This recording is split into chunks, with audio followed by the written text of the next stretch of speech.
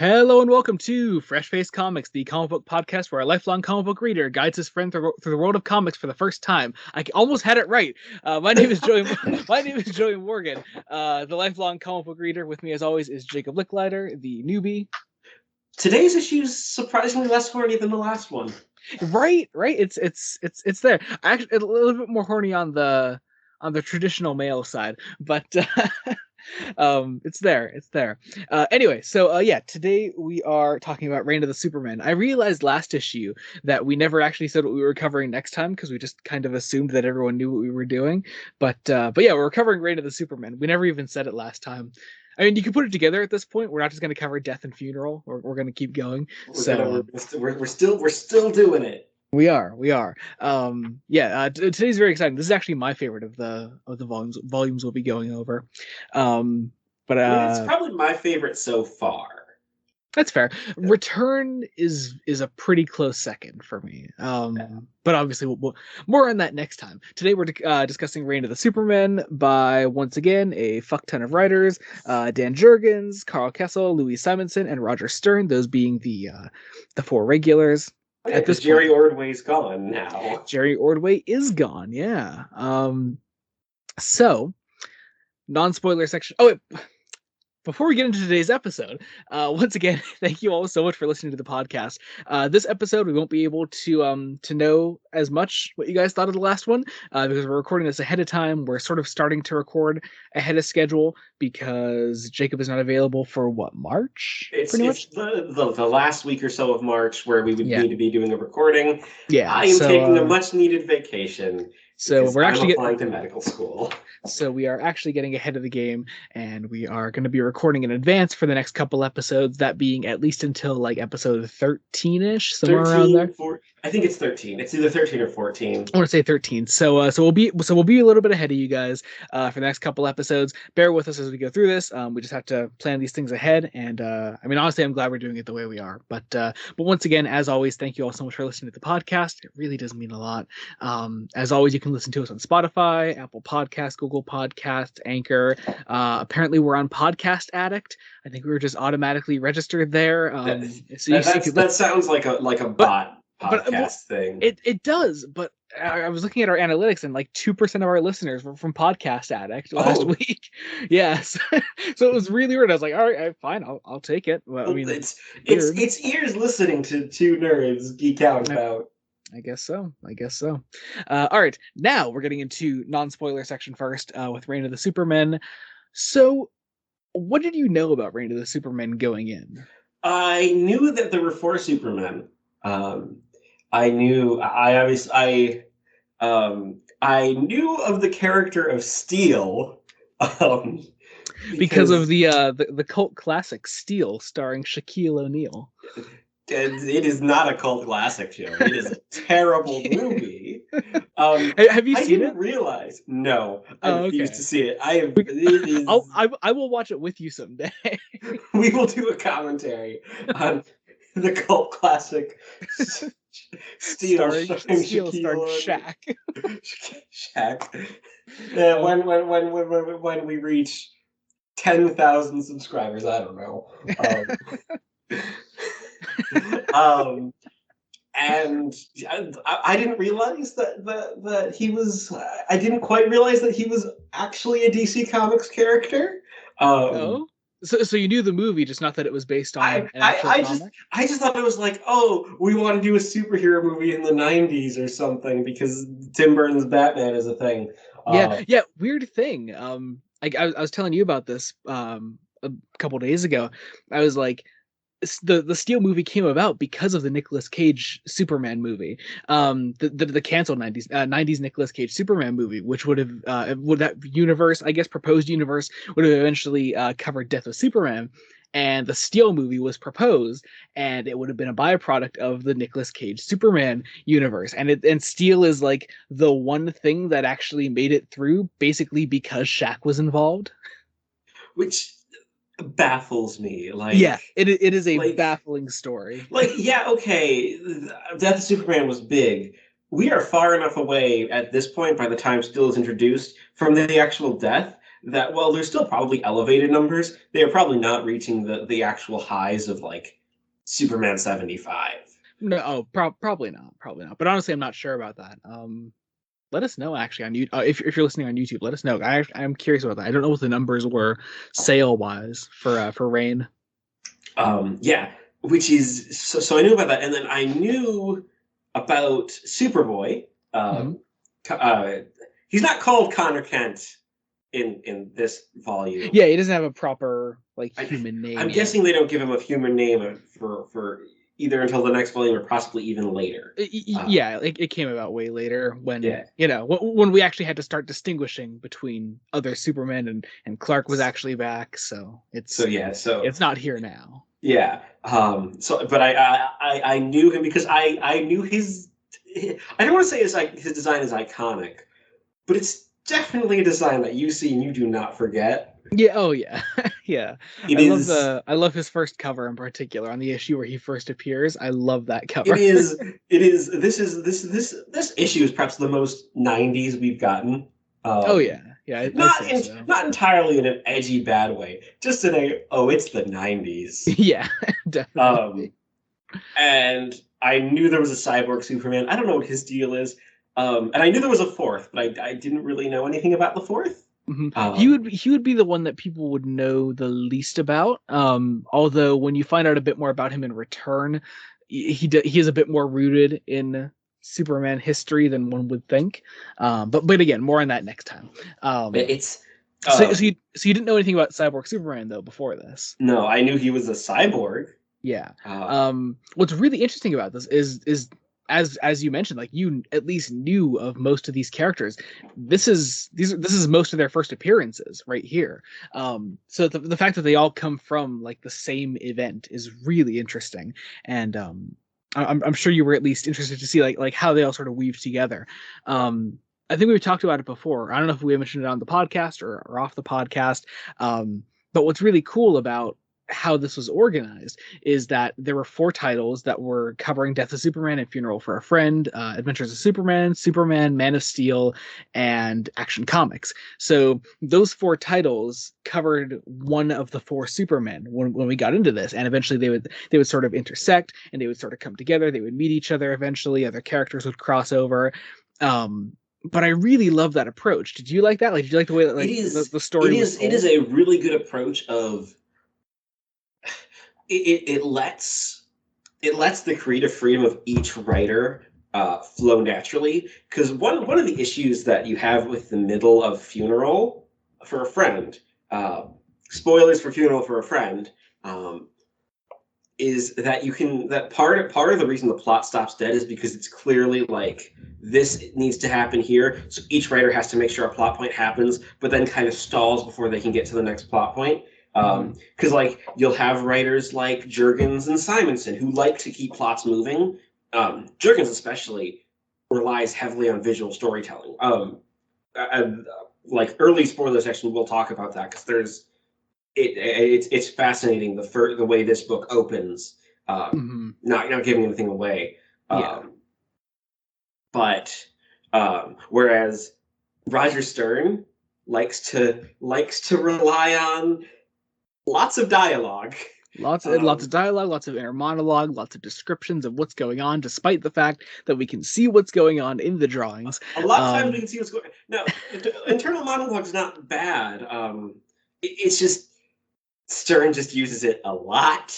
yeah, yeah. In a lot of places where it's not necessary, but I do agree. It really does allow each of the four titles and the four Supermen's stories to sort of work at their own pace and to really breathe. Like you really it really is like the only time in this whole event where you could have been reading only one of the four titles and totally followed what was going along until your Superman started crossing over with the others.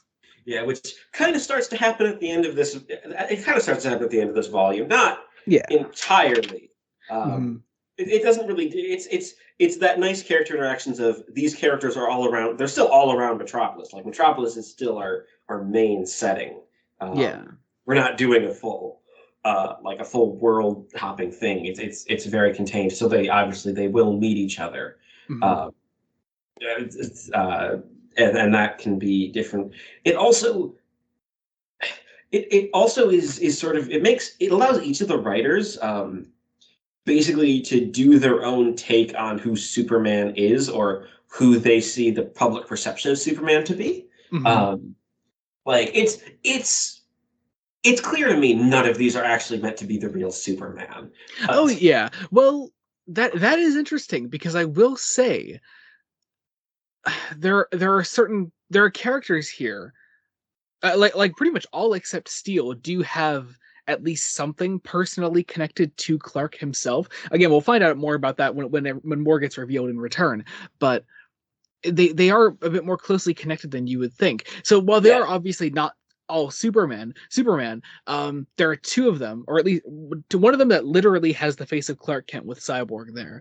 One of them who could easily be Clark underneath with the visor there with Last Sun. yeah. And then one who's Superboy, a Superboy like isn't even claiming to be actual Superman, but he does come from the DNA of Superman. He claims he's a clone of Superman.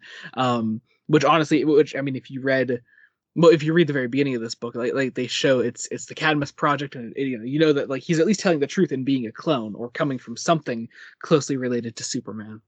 yeah, like But Steel, I think, is it being the outlier here makes him probably the most interesting storyline of the four. he definitely is. He and it's hard for me to rank sort of my preferences after this volume for which one I Yeah, enjoyed following the most. I was intrigued by the cyborg yeah, quite a bit. Cyborg has one issue in particular that we'll get into more when we cover spoilers. I'm sure you know which one I mean already. Yeah, But he has one issue in particular that like you're like, okay, I've really at the very least I'm curious to see where it goes. And I yeah, really like the fact that you don't really know anything about Cyborg going in, because I knew something about Cyborg going in that sort of spoiled his whole purpose in the volume, for me at least. But everyone does have like a specific purpose, like Steel is all introduced as a totally separate hero. Superboy, we're bringing in to eventually sort of become a sidekick to Superman. So each of them has like their own role to play, and we'll see that better played out when Clark actually comes back in Return. yeah. But for now, I really love the way this is done. It's interesting, sort of like also sort of the mantle that they take up, because a story like this very much could have devolved into them just fighting each other Mhm. very quickly. Yeah. Because, like, let's be honest, this is the '90s, and like we're far enough away from the death of Superman, where that influence of let's do dark, gritty, grimdark, edgy shit is starting to take effect. Like Yeah, and you can see it there, but it's not super prevalent here, I'd say. it's not prevalent. It takes its time, and all four of the writers to take really good care to not just make it everyone comes to blows immediately. It's let's actually examine how Metropolis is reacting. Like the people of Metropolis are very much uh, its own its own character, sort of like a Mhm. I don't want to say like a it's sort of like a chorus in sort of a theatrical sense. Sort of Mhm. like they're not they're sort of this representative of how people would be reacting to this situation. Um, I mean like a chorus in sort of like an older theatrical sense, not like your musical ensemble. I'm talking like Yeah. I don't want to say Greek chorus. Yeah, so like this isn't following a Greek chorus idea, but it's following just sort of like this idea of the chorus representing sort of just the world at large, Mhm. all through sort of just a group of characters who will come in, comment on the narrative. Um, well, you still have things like Lex Luthor being schemy, and you have people trying to fill that void. Um, Mhm. not interestingly, not going to every character to fill that void. There's some conspicuous absences here.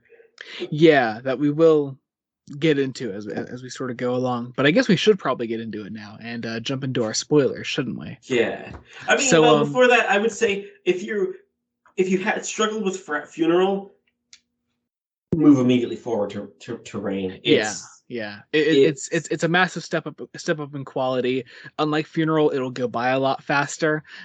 It's just a really, really enjoyable read. I there really, isn't really love this there isn't volume. nearly as much stalling around the middle. Hmm. The 2016 edition is like what, the second shortest of the five Yes, volumes. second shortest of the 5 volumes. Yeah, and That it's still clocks in at around 300 pages. yeah, yeah. It's definitely like still it's significantly longer than Death, but I mean it really doesn't feel like it. It feels about as long as Death with how fast the pace is. Yeah. Yeah. All right, well, that is a ringing endorsement for Rain, but let's find out why. Let's jump into spoilers now. So we kick off not on an individual issue, but the end of an individual issue. We have the last couple of pages of Adventures of Superman 500 from the last collection, and really it's just these four little vignettes of seeing our four Supermen. They all get introduced at the end of this issue here. We get the sort of gang shootout here where Steel is introduced. We And then with sort of an also introduction for a sort of villain lady called the White Rabbit, who's going to be important later. mhm. And then you can tell you can tell immediately when Roger Stern takes over And because Simonson wrote Steele's introduction. There's some dialogue, but it's not a lot of dialogue. mhm. And then you But go to the Stern second here, person. each of the four Supermen get like a full page of when they're fully revealed, and you get and each of them are like it's mostly about the picture. It's seeing this Superman for the first time. Maybe one You get line. you get to this one with the yellow visor on his face, and there are like what five bubbles of dialogue There are here five bubbles of dialogue, this page none of alone. them that small. Like, Yeah, the um, smallest one has 4 words, but it's yeah. connected to another one. We then go to The the Cadmus Cadmus Project. Project. And we have something that has broken out. That something here is Superboy. I But really don't love. ever call him Superboy. Yes, Um, but he totally is. And then our last one here, it has almost no dialogue, almost but it's because Dan Jurgens knows how to visually tell a story, Stern. he does, and God, I love the design of Cyborg Superman. It's so cool. It's got this perfect like balance of like it's not so much robotics on him that as to be distracting. Well, it's distracting. Obviously, like there's obviously a giant fucking hunk of metal on Clark Kent's face, but it's still this nice. It's a nice blend, I think. I think it's also what's interesting is they didn't try to like pull a artificial skin. Let's reveal he's a cyborg later as a twist Yeah, yeah. He just looks like that from the get. from the get So go. yeah, and at least with Cyborg and Last Son, they have at least they have enough reason there to be like this is, we'll get into it later more, but it's more obvious with Cyborg. They have enough reason to be like this is why I'm the real Superman. So you could see like I died, so I had to be like cybernetically augmented. Like there's a reason there that he could easily convince people with. Yeah, I don't entirely get why Last Son has the visor. Um, Don't they say it though? yeah, but do they? Yeah, It's hard because there's a lot of text in all of that's his that's issues. that's true. I will say there are definitely points during Stern issues where my brain starts to skim because a lot of You that get dialogue isn't because necessary. you get the idea. Yeah. Yeah. Um. But yeah, like so the story arc begins proper with Action Comics 687. I love the cover. Oh yeah, it's Um, a really nice it's an cover. interesting. It's such a nice cover. With the It's great tagline "Born color. Again," and he's it's this new Superman coming in. Each of the issues, the introductions of each of the Supermen sort of does play around with like, oh, what if it actually is Clark coming back here? But what I also love is that they keep all of like that they did it for Death and Funeral. They keep like the DC logo, everything there, because you get to see like bonus Last Son of Krypton poster. So like these issues would have come with a poster. Um, I there's like that they have that. Like they have a they keep like all the wording on there still. It's still fun to look at. yeah. Um, so we Um, open up. We have in in the Arctic or Arctic. We are in the Arctic. Antarctica. Yes, it says right there. Oh, Yeah, we're Antarctica. yes, the Antarctic. and Arctic. With Um, a great one-page spread. I love this. I love the colors on that. It's so nice. It's really Um, interesting. And for the first page, Stern shows a little restraint. and then it just goes to shit. And, Um, and you have, but he does set the scene really nicely. That we start. I start thinking of the 1980s horror film The Thing. ooh, yeah, I get that. I get Um, that. Partially because it's one of my favorite just films in general. If Mhm. you have not watched John Carpenter's The Thing, go do that. It is excellent. Um, but I would say, like, I love the fact that this is the first one to introduce the idea of the four Supermen. That Last Son is the one to introduce the idea of it because he has the backstory that is most probable of being like, oh yeah, this is actually Clark. You have these little like servant robots that are speaking Kryptonian or Kryptonese as they call it. Kryptonese. They call it Kryptonese. Yeah, and what Um, he's what he starts out as like what energy and a mind, um, mhm. and it's great visual horror that's brought down by the fact that Roger Stern just doesn't stop with the dialogue. Mhm. Like But like you could get rid of most of the dialogue on this second page, which is and you would just visually be able to tell the story. yeah, Um, but we go on. Like Last Son is born. He's this energy being at the start. He gets sort of caught up on how Superman existed before this. We we have these great like sort of redrawings of the death of Superman and the JLA being there. Um, and this idea that like he doesn't know if he's like that he's dead, mhm, uh, which is very interesting. Um, mhm. And this one like truly believes that he is Superman. You know, yeah, this is immediately fed into him, and he believes that everything about it. So and it so we becomes go. like he goes to the tomb, and like nobody can see him, um, but he like becomes the body, re-inhabits the corpse. Mhm. Um, Which I mean, it ties into how Lois found the casket there at the end of the last yes, issue. yeah, So it's all there. Like it does follow it nicely. Actually, what I really like about what we come to see with the introductions of each of the Supermen is those interviews that Lois was watching at the end of Adventures 500 are all actual things that we see happen here in these issues. yeah, we get to see it's a nice use of like doing not of moving backwards just a little bit, Mhm. um, to really help uh, with the idea because the casket leaves And this like is all presumably while Lois is gone with the Kents, and John Kent is doing his whole thing, bringing his son back from the dead and whatever. Um, Also alongside the rise of the four Supermen, we have Bibbo here. Bibo Bibowski. Um, the Who more looks I read, the more I love this man. He's so great. I Give love him. make if this man is not currently appearing in modern comics, whoever's in charge of Superman right now, it's Tom. Is it? It's one of the Toms. Is it Tom Taylor. Yeah, Tom Taylor is doing Taylor? Yeah. Son of Kal-El right now. All right. Please have Bibbo meet John Kent. I would love That that. would be I would fucking delightful. love That that. would be delightful. Throw in Damian Wayne Putting this out to for Tom Taylor right now, please.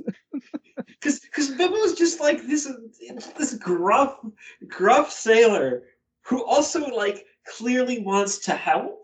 Yeah, yeah. Like I love his little makeshift Superman costume with the he sweater and he the steals underpants. he's using just a shirt that he bought out from that dude from Funeral. Yeah. And again, this is a man who's like, right, I'm gonna give this person on the street a job. I'm like, and like he gets it like Metropolis needs a Superman. I may as well try. Mhm. It's like he's gonna try, because Superman was his friend. And it's a nice little diversion. It's a little comedic, but Mhm. Stern never makes Bibbo feel like it's like Bibbo, you're an idiot. It's no, Yeah, he's lovable. He's just kind of there. And he he has a also certain. probably could take you in a fight. Yeah, yeah, and he's a much needed part of the story, I think. We then go back to Last Son here, who gets his little visor thing and says that he can't look directly at the sun, and It's like the like death like damaged his eyes permanently. it's like well, part of the question is like what he can't look at the sun. It's like no shit, Sherlock. No one can look at the sun Well, directly. well, Can we Superman could. look? I was gonna say we could assume that Superman probably could, right? Could he? Probably. He's Okay, Superman. He probably could. okay. I'll buy it. I'll buy it. It's a bit. Anyway, the yellow visor thing helps him see. So he's there. And it helps distinguish him from the other four. Yeah. Well, he Like also has like the most. You know what? I'm gonna say it. Superboy exists, but he has the most '90s costume, I think. yeah, because Especially without the Superman shield there on his chest, like just the because blue and black it's the side by side. stripe Yeah, gloved. it's very, it's simplistic in that '90s way. It's really cool. It looks like a one piece. Mhm. Like it's all one piece of fabric. Yep.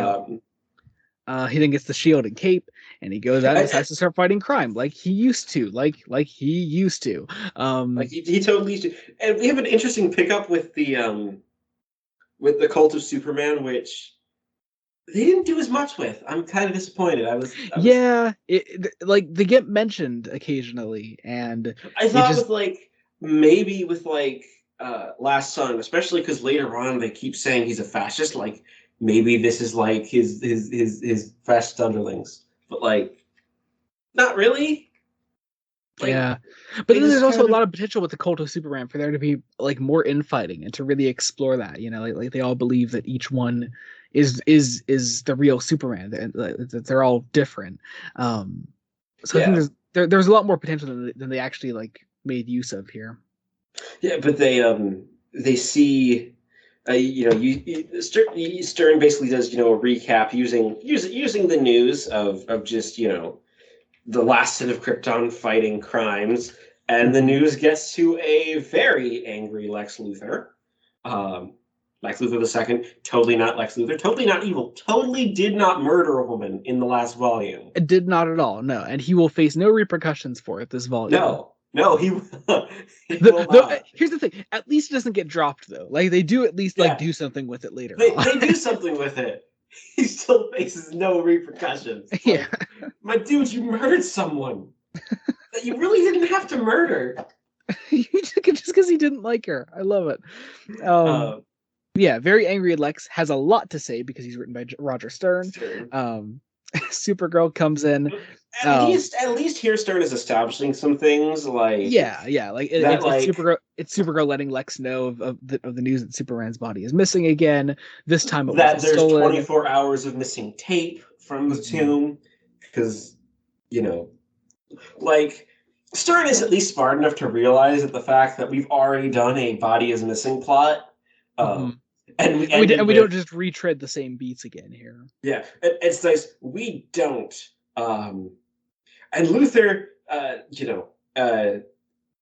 he's smartly skeptical that there would be four Supermen around because I will say that the time scale on these issues is a little wonky because it's not exactly in progression. It's all sort of taking place around the same Yeah, they're period all of meant to happen time sort of ish. currently. Yeah, like there's meant to be like a time gap there between that news broadcast, like when Last Sun goes to stop those guys, and now when the four Supermen have already all had their little pieces on the news. Yeah, and there's the idea that it could be a hoax. Mhm. Um, but yeah, but you have So Lois comes in then to sort of see for herself about all of Superman this. saving a plane, and you do have this one interesting panel of Stern really going full in on the Jesus imagery. Yeah, yeah, Which I actually don't hate him for. I think that's actually really smart. yeah. I agree. Because I agree. like people like to make Superman a Jesus figure, uh, and especially if you're doing death and resurrection. Yeah, it's literally the Jesus story with Superman. It's the Jesus Um, story with Superman yeah, mostly. so if you're doing the resurrection prematurely with people all claiming to be the resurrected Superman, then it makes sense to do it here. Yeah, uh, but we get perhaps the most intriguing scene is Lois's. This is where Stern's dialogue actually gets really good, and Oh yeah, the I love his and a dialogue. lot of the and even the internal monologue here is mostly necessary. Oh yeah, Uh, yeah. I especially love the last line that Lois has here. If he is telling the truth, I've lost Clark all over again. yeah, well, because Um, it's this great. Lois is very smart not to immediately give away that she knows that Superman was Clark Kent, and obviously mhm. like because she's smart enough to be like, this is still a little suspicious because people don't come back. People don't come back from the dead Mhm. usually, Usually. mostly, except for that one time. Yeah, but here we are. So yeah, so that was fuck action. That was action. Action Um, Comic six eighty yes. seven. We move into Superman, the Man of Steel, number 22, rightfully belonging to Steel. Yep. Um, And this is this isn't perfect, but Simonson is trying to tackle something very heavy with Simonson does like a lot here. There's a reason that Steel's storyline is my favorite. Um, like, oh god, I love it. So let's get into it. So what did you take away like from right from the beginning here? Because it right opens from really heavy. it's like right, we are going to be tackling the gang violence and some of and just and some of the failings of cities, um, and weapons dealings and sort of what happens when you have superheroes in society, as well as just what had been happening in the world, especially in the 80s and 90s, Hmm. and continues to this day. Yeah. Uh, um, like you have, we start with this great scene at, I'm guessing it's sort of a youth center, Hmm. um, with uh, Henry Johnson, aka John Henry Irons, aka Steel. Um, Not yet. are Not yet. Steel. not yet Steel. Not not yet. Steel. He hasn't been crushed because the again Mhm. the first time it's the weird time, but he's basically relaying the story of John Henry, which I'm Which sure is if you yeah. went to school in a public or private school system in the United States of America, you have had this legend recounted to you at some Mhm. point. But Uh, it's here to like specifically draw this parallel between what is clearly the inspiration for Steel, which is John Henry. Um, his name literally being John Henry Irons. But it's this great parallel that I really like that Simonson makes use of here. Um, and it's again it's told in captions all over a scene of gang violence, which is with super weapons supplied to these gangs. This one person gets shot with it mysteriously. and is burnt to a crisp. And it's Um, like, and it's a kid who gets shot. Like, mm, these are just kids who are gunned down in the streets. and what more could you want really to sort of drive someone like John Henry Irons into action? We he gets hit by a car, then gets put in the hospital. We get his backstory then, about how Superman saved him and as he was working construction. And I really love his backstory here. I'm not sure if John appeared before this, like if they actually put him into earlier issues, or if this is actually meant to be like the first time that his backstory was ever told or even touched upon, if the character was first touched upon here. But it's a really strong backstory, and making it the reason for him to want to take up this mantle and be one of the four Supermen. It really works. It, it's really it's very much setting Steel up as the human one, Hmm. the one who is trying his best to basically fill a void. Hmm. Because You get you you get get to this backstory. You get this. Then you get this panel of him walking, uh, that almost feels like a parallel to something in Dark Knight Returns. Uh, like of Yeah. him. Yeah. Oh, I didn't even notice that. Yeah, no, Yeah. but with Superman sort of as the ideal, Mhm. and it's very much, it's like, right, well, if no one else is gonna help, why not me? Um, Mhm. and He has this great sort of inner monologue where he says, "John Henry fought the machine in one, while what I'm fighting is a deadlier kind of machine, one I helped put in motion." And my God, so what did you think of the steel costume though? it is it very much could have easily become, because you see him forging it, which is again some great artwork, great use of internal monologue, amazing use of colors. The colorist for this issue was let me just check that because I want to get it right. Um, Glenn Whitmore, who I think did a decent amount of the colors in the book, but like the steel issues in particular use a really good use of reds, Mhm. reds, purples, oranges, that sort of thing. Yeah, reds that Um, really pop too, because steel is meant to be all one color. So when you have that cape draped over the back of it, it looks so it looks nice. so good. It's great, and it very much could have been, let's rip off Marvel's Iron Man. Hmm. But it's not. First off, totally different basis for the character. Totally Um, different basis.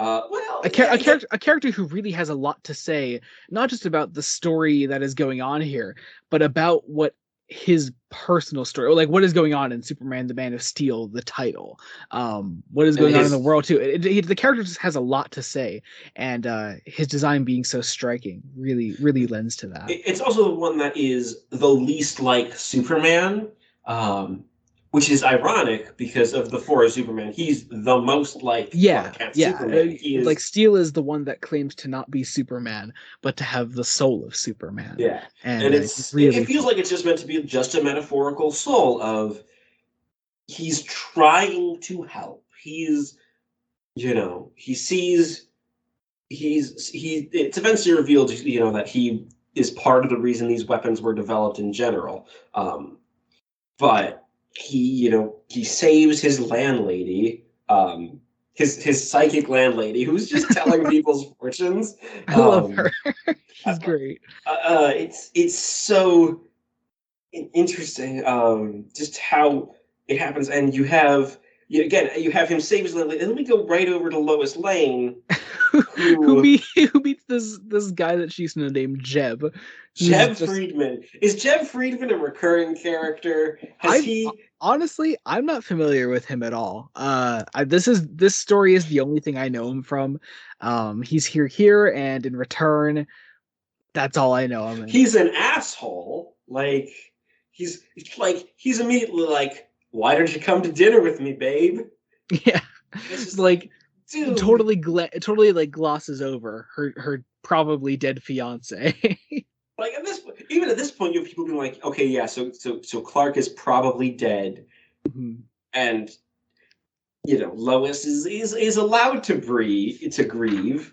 Um, We then get a quick scene with Lex the Second with the most gorgeous hair he's ever been drawn with. and amazing colors and shadows. It's almost surreal, sort of how much this art specifically changes style. Mhm.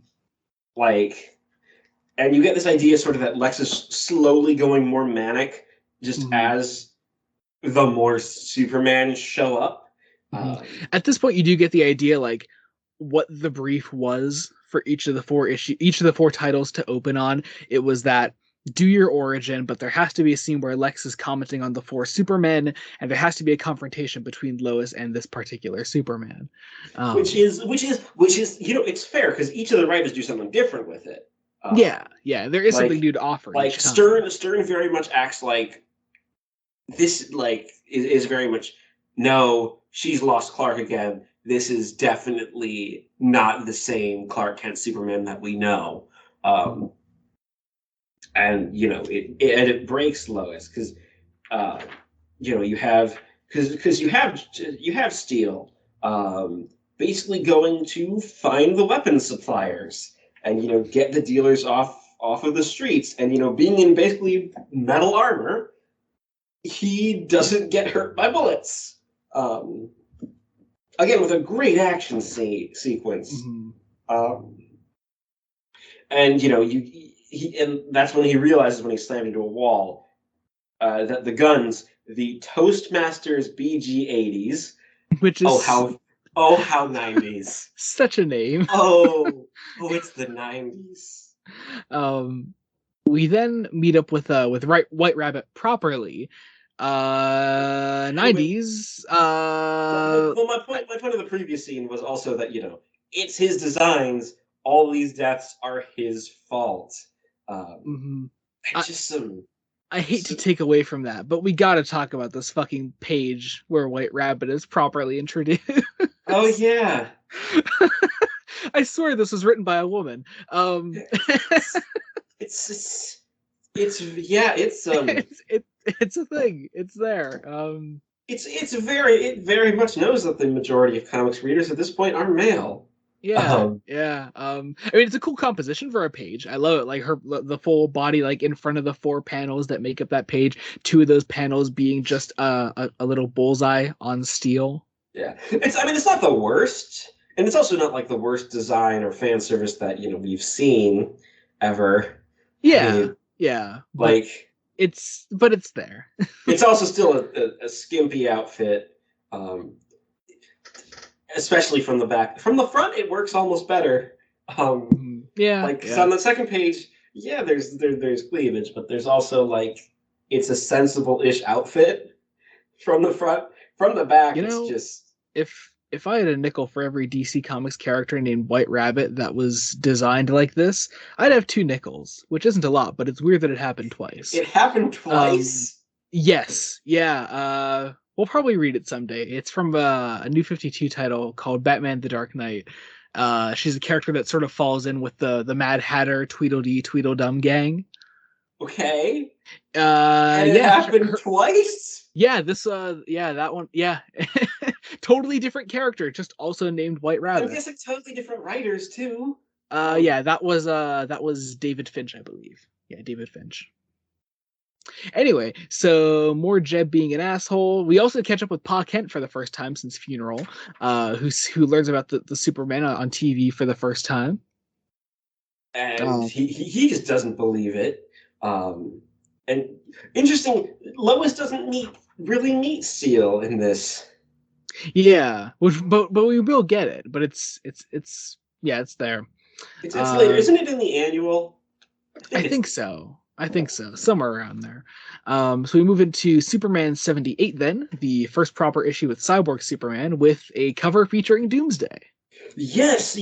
The interesting, because I was thinking they would just have dropped Doomsday by this point. Like, Yeah, no, we are catching back up with him.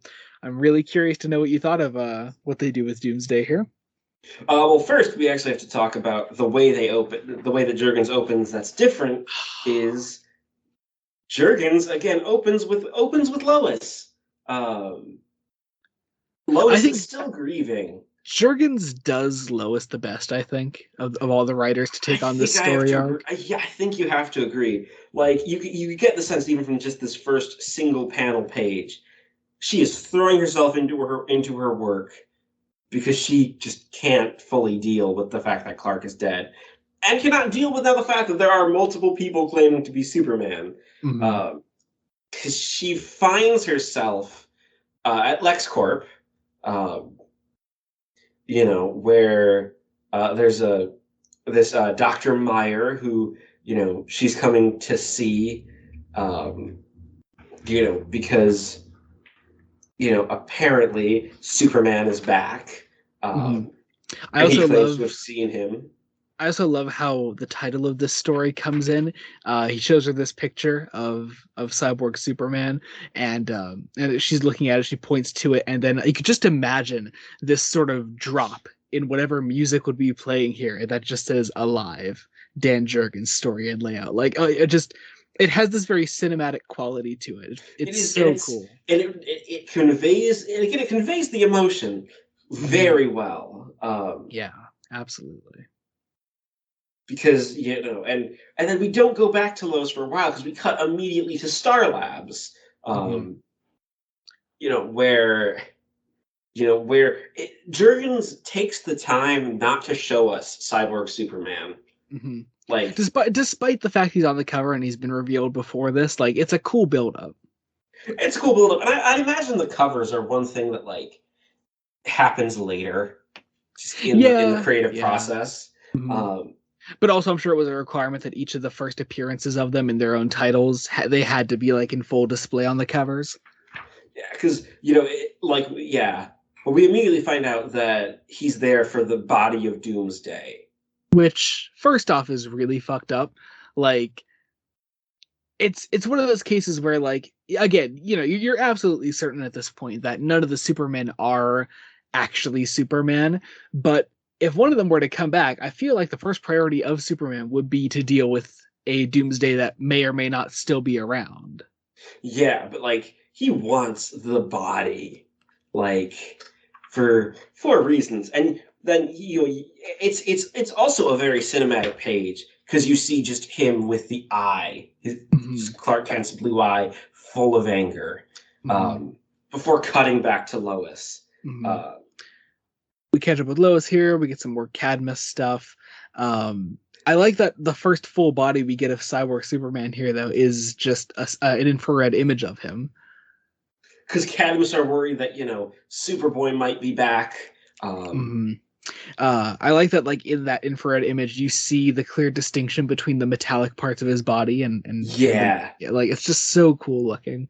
and Um, it also immediately puts in the idea that Cadmus doesn't actually know about Cyborg Superman. They aren't responsible for this one. yeah, so it's telling the reader something important as well as just like Cadmus finding out for themselves what's going on. But it tells the reader something important too, that like we know Cadmus is directly involved with Superboy, but not with this. Not with probably any of the other Supermen. But No, but it makes but that clear of the other distinction. ones that they would possibly be involved in, the Cyborg one is on the list. They have the technology; they can rebuild him.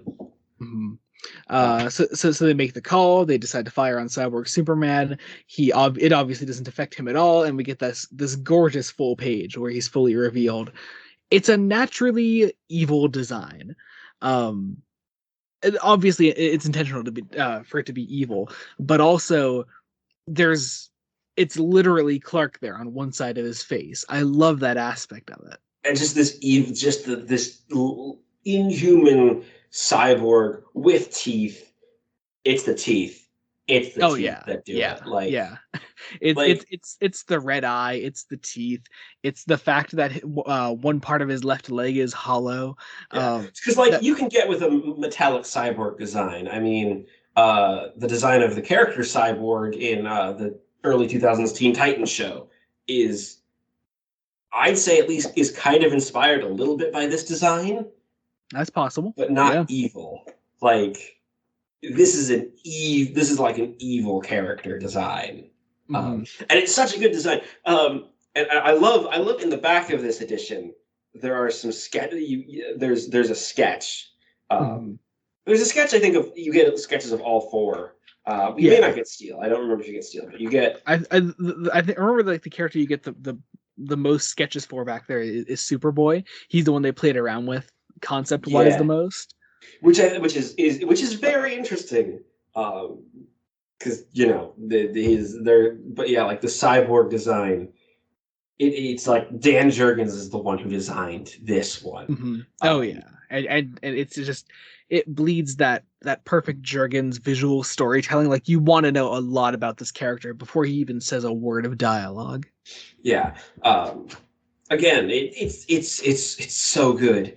But then you get some dialogue, and you have, just the confusion. This has got to be some kind of sick joke. I watched you die with my own eyes. I was there when they buried you. So I love this next panel here where like you could cover one side of Cyborg Superman's face and he looks like the fucking Terminator there. It's this really amazing design. Like I know we've just been gushing over the design of this character, but it really is perfect. It's really good, and I love the dialogue because Hmm. like it's his line here is "I've come back, Harper. I'm different due to the damage." Superman isn't really the kind of person who would be like, he wouldn't refer to like another superhero as their civilian name. Yeah, Like yeah. in a But you could situation like this, if tell, it was like yeah, if it was but Batman, he would it's not that say nice. I've come back, Bruce. It's that nice little hint. You could tell that what the cyborg is trying to do here is say like, oh, I know your name. That I'm the real Superman. But that's just not how the real Superman would act. It isn't, and like It's this really subtle way of just like telling these little differences between the characters. But Cyborg then crashes his way down, finds his way to Doomsday. I love the little descriptors here: Doomsday, Destroyer, Berserker, Murderer. They never even bothered to wash my blood off you, Butcher. Even in death, you wear it like a badge of honor. My God, I and love that. it's such an interesting just the art here. It's so much gray, so much metal. Mhm. Um and you Cyborg then takes Doomsday, begins to just fly steals the him out body, into space. and What Lois was that? sees it. Lois still thinking it could be Clark, Mhm. and you get a, a And then he just chilling sequence. where he where he attaches Doomsday to an asteroid and flings him out into space. At which point, then the cyborg comes down, meets up with Lois, and I like again. I hate that we just keep talking about the design, but it really is perfect. Um, he's very threatening when he first comes down. He comes down in the rain. Lois's hair is drenched. His hair is drenched. He comes down. He grabs her arm. You can see the water coming off of the metal there, but he looks very threatening. Be sure to stick around to the end for the train compilation. But we have at the end here this great, not at the end, on the next page here, this great panel where he looks almost sad. He says, "My memory, so much of it is gone." He looks genuinely sad. Right down to the next thing where he looks at his fist and he's all silhouetted, looks very threatening again. It's this great design that can constantly flip back and forth from the very human side of Clark and this Terminator character that he is. And it helps the reader make the question like, is he totally an evil villain, or Mm-hmm. is there some humanity there? Mm-hmm. Yeah, because by this point, like Terminator obviously would have come out. Yeah, 'cause Terminator was out like in the 80s. Um, so like, there's that influence, Mm-hmm. The design is definitely inspired by that, but then he but there's subjects himself to this sort of DNA test. which is really Um, interesting because like you at this point we've already we've this is our third Superman. mhm. Last Son wouldn't do that. Like Yeah. Last Son's a prick. Um, Mhm. uh, Last son Steel last son would say something like, "Oh, I'm just me doing this should be enough." Um, but no, Cyborg Steel here, like, Steel wouldn't do it, but Steel would never also wouldn't claim to literally be Clark Kent resurrected. yeah. Uh, So bring in Moulton here, who I think, yeah, we did talk about last time. yes, still a Um, character I don't know because I haven't gotten around to the animated series mhm. yet. But he's done a lot of tests on Superman over the years, and he knows his DNA. Um, and this DNA is the exact same. He says there isn't the slightest bit of deviation. Um, at the end of it, he's like, "This man is Superman, come back to life." I love that last panel where Cyborg stands there all heroic, and you have the shocked Emil and Lois behind him. It's really, really It's great. really good, and then we have the tease. I'm in love with this. I fucking love this so much. I'm gonna read this out because this is great. It has been said that in space, no one can hear you scream. True. But if we could bend the laws of science and assume that that we could hear for just a few seconds, we would hear laughter as we And it zoom in is on the asteroid that Cyborg Superman threw into space, and Doomsday is alive and well and laughing. And that is the end of that issue. and that is a gut punch to end an issue on. Like Doomsday, I'm assuming doesn't come back until uh like after the arc is over. He's yeah, not gonna. yeah, We're yeah. not gonna get That's around just a little tease to. that, like, oh yeah, we'll bring him back someday. But again, you have this idea being continued through throughout all these issues so far that Superman is actually coming back in some way, shape, and form. If Superman could survive, then we could be reasonably certain that Doomsday would too. Sure enough, here he is. And he's laughing, So which now it's is time for Adventures of Superman 501. Okay, I love the cover. I This love that cover is perfect. it is so 90s. So camp. He is So camp. Superboy has burned into the wall here. Truth and justice, my way. Way. Also, bonus Superboy poster. The boy's With the crossed scratched out. out boy and it says man. It is so 90s. So and I think it's also interesting. So Jerry Ordway's left. He's gone. Bye bye. No more him. And Carl Kessel's taken over. And Carl Kessel he's so interesting the way he does it. He opens very strong. He has so much. You could tell like Carl has a lot of fun writing for this character. Um, just from like his very first scene, he saves this woman, and you could just tell the way it's drawn. It had to be very specifically written. He holds up this woman as he saves her by her ass as he By her stops ass. as he stops this car. In sort of an homage to Action Comics #1, Sort but of. it's 90s and Yeah. horny. The Adventures of Superman when he was a boy, which is just a great title for the story itself. As for like as the sort of like meta take on like, oh yeah, this is, you know, Superboy, but also just a fun little take on where this actually is. Also, So wasn't that like the tagline of the original like Golden Silver Age, like Superboy comics? yeah, I think it think so. was. I'm pretty sure. I love this bit the next day when he like takes out his sunglasses, puts these like tiny sunglasses, just really fitting for the character. He steals them off of this guy. Mhm. He then just kisses the girl. Just just random sexual assault. Go big.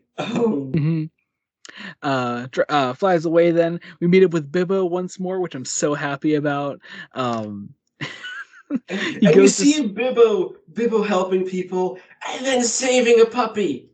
He saves some puppies. Well, he saves well, one puppy. It's kind of dark. The whole bag of puppies fucking dies except for one. Except for one. But it doesn't matter. Bibbo saved a puppy. And Bibbo is a he's good happy man. about that is Bibbo's contribution to the adventures of these Supermen.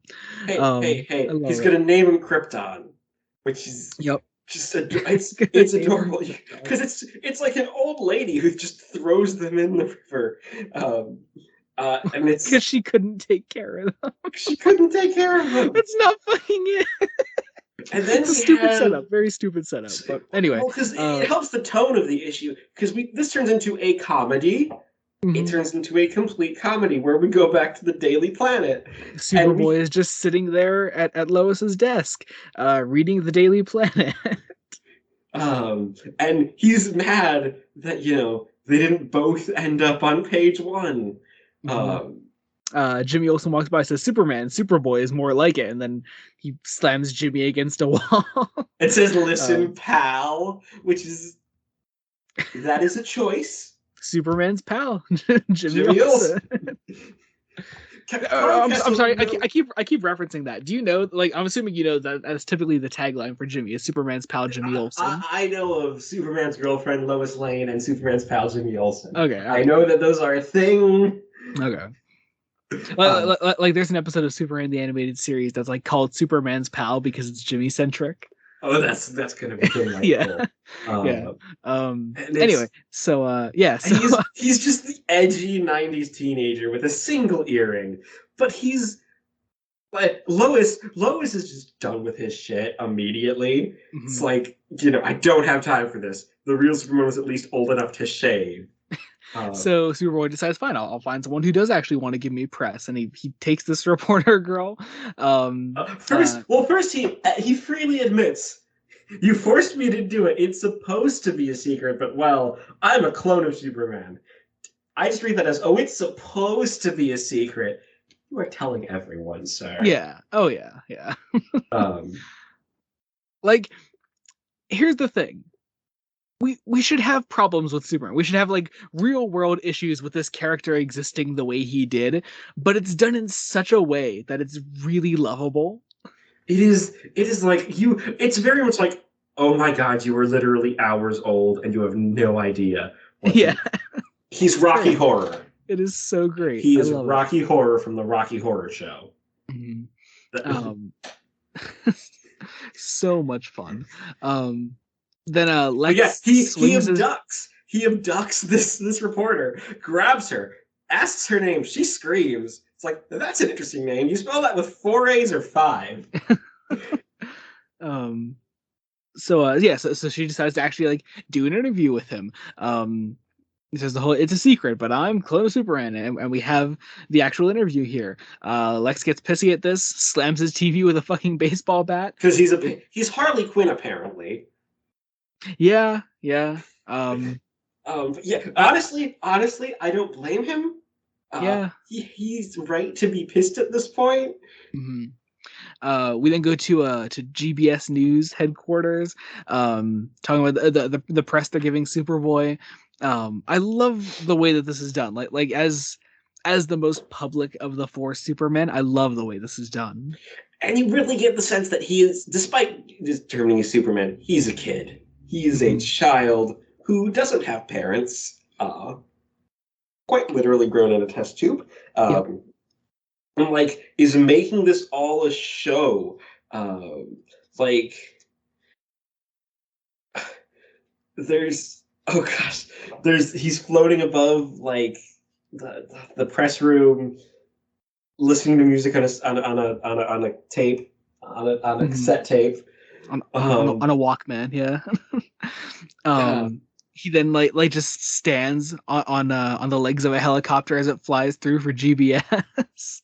like um, above the slums. They're just dropping him right into the slums. yep, as they're gonna It's like report on it, he just goes in, shows it's these guys up. showtime. It's so Beats camp. I love it. I beats love some it so people much. up. Flirts while doing it, but it's like it's never like flirting. It's the awkward look at me. I'm so cool. I'm such a poser. Mhm. Um, flirting that you get with teenagers, especially dumb teenagers. Mhm. Um, yeah, like he has an earpiece. There's an explosion. He gets hit by a bus With just giant fucking spikes because attached to the 90s. front, Because 90s. slams him into a fucking wall. And he makes it out, obviously, because Superman. And he's Um, pissed because it tears his leather jacket. His super cool leather jacket. I love it. It's like He this punches means war. he punches the shit out of this one guy. Gets another interview done because yeah, because he loves being in the spotlight like this. But This is more just his more entire character for interestingly a while. is the flashback to Lois and the Kents. hmm Like Martha Kent is just Lois is like, well, I guess that's just it, Martha. You didn't raise this boy. hmm Like like it's a shocking thing. Like this is this is kind of I think what Kessel's trying to do is taking the complaints of Superman as boring and a big blue Boy Scout. It's like you want you want your edgy hip Superman. This is what you get. He's a Yeah, teenager. Now, yeah, now and he's insufferable. he's insufferable, but I love him. He's It so is great. it is ooh perfectly readable. Superboy then meets up with the Guardian because Yeah, he can. because he can, I guess. The It's a Guardian weird point of like, kind of fizzles out from the plot after this point. yeah, like, and you have this reporter. Her name's actually Tana. Tana, I was saying Tana. Tana. One of those two is probably correct. Um, and she actually seems to be like a decent-ish reporter. She Yeah, has yeah. some ethics. She's actually like a pretty prominent character in the Superboy issues. She's even there a fair bit in Return, and she's a really great character. I really enjoy her. Um, we get this nice little scene here at the end between Lex and Happerson. Or no, wait, no, Now, this is Packard. No, Packard. Have we who met I this think guy before? works. No, but I think he works for. He clearly works for Cadmus. Um, 'cause, They needed a Superman. They rushed Experiment 13 into production. It was uncharted territory. We decided to implant certain safeguards in case something went wrong later on. Mhm. Uh, Lex mentions he says you told me you couldn't clone Superman. Guy goes well, yes and no. Listen, I'll tell you everything, meaning that Lex had something to do with this, presumably. yeah, presumably. This is something that I'll tell you right now we won't touch on in return, unfortunately, and Superboy doesn't appear in the Doomsday Well, volume. yeah, because Doomsday's later miniseries Yeah, things. it's self-contained. So I'll tell you now, the idea is that there's some of Lex Luthor's DNA in Superboy. I think I knew that. I think I knew that. I think that's fairly common knowledge, but I wasn't sure if you knew. Yeah. So Well, because I know that's like the origin they go to when they do him on the Young Justice cartoon. yeah, and I And think doesn't the they new live action Titans show also do this sort of I clone have Superman I plot? have I have not watched Titans. Well, I watched season one of Titans, but Superboy's not in season one. Um, but I mean, I guess I don't know. I'm not really familiar with that. Too familiar with it. Um, but I know you haven't watched the Reign of the Superman movie yet, but they do the Lex thing in that too. They Yeah. make it more apparent. He's So also I also know he's played by the guy who plays the Joker on Gotham, yeah, Cameron Monaghan. Yeah, he's awesome. which will be interesting. I love him. Uh, He's great. All right, so now we get into our first annual in this collection. I like the annuals a lot more in this collection than I did in general. the annuals at this point, they don't break shit up. They well, plus the annuals form their own little plot line as Yeah, they their own little plot line that also integrates with the main plot. yeah. In a So lot of ways. so it's this little mini series called Bloodlines that runs throughout the annuals. This is the Man of Steel annual. Um, this is Bloodlines featuring Steel in particular. I like Uh, the art in this one a lot. I yeah, really like the art in this. it's a Um, different. I think they all have a different artist from just the main rain line. I think. and as with Man of Steel at the time, this is by Louis Simonson. We get the most 90s monsters I've ever fucking seen in a comic. Oh, Look this at is these things. so 90s. Fucking It's called look at Cutting these Edge. things. What's up? Um, it's called Cutting Edge. These are 90s. They're also shapeshifters. They're armored.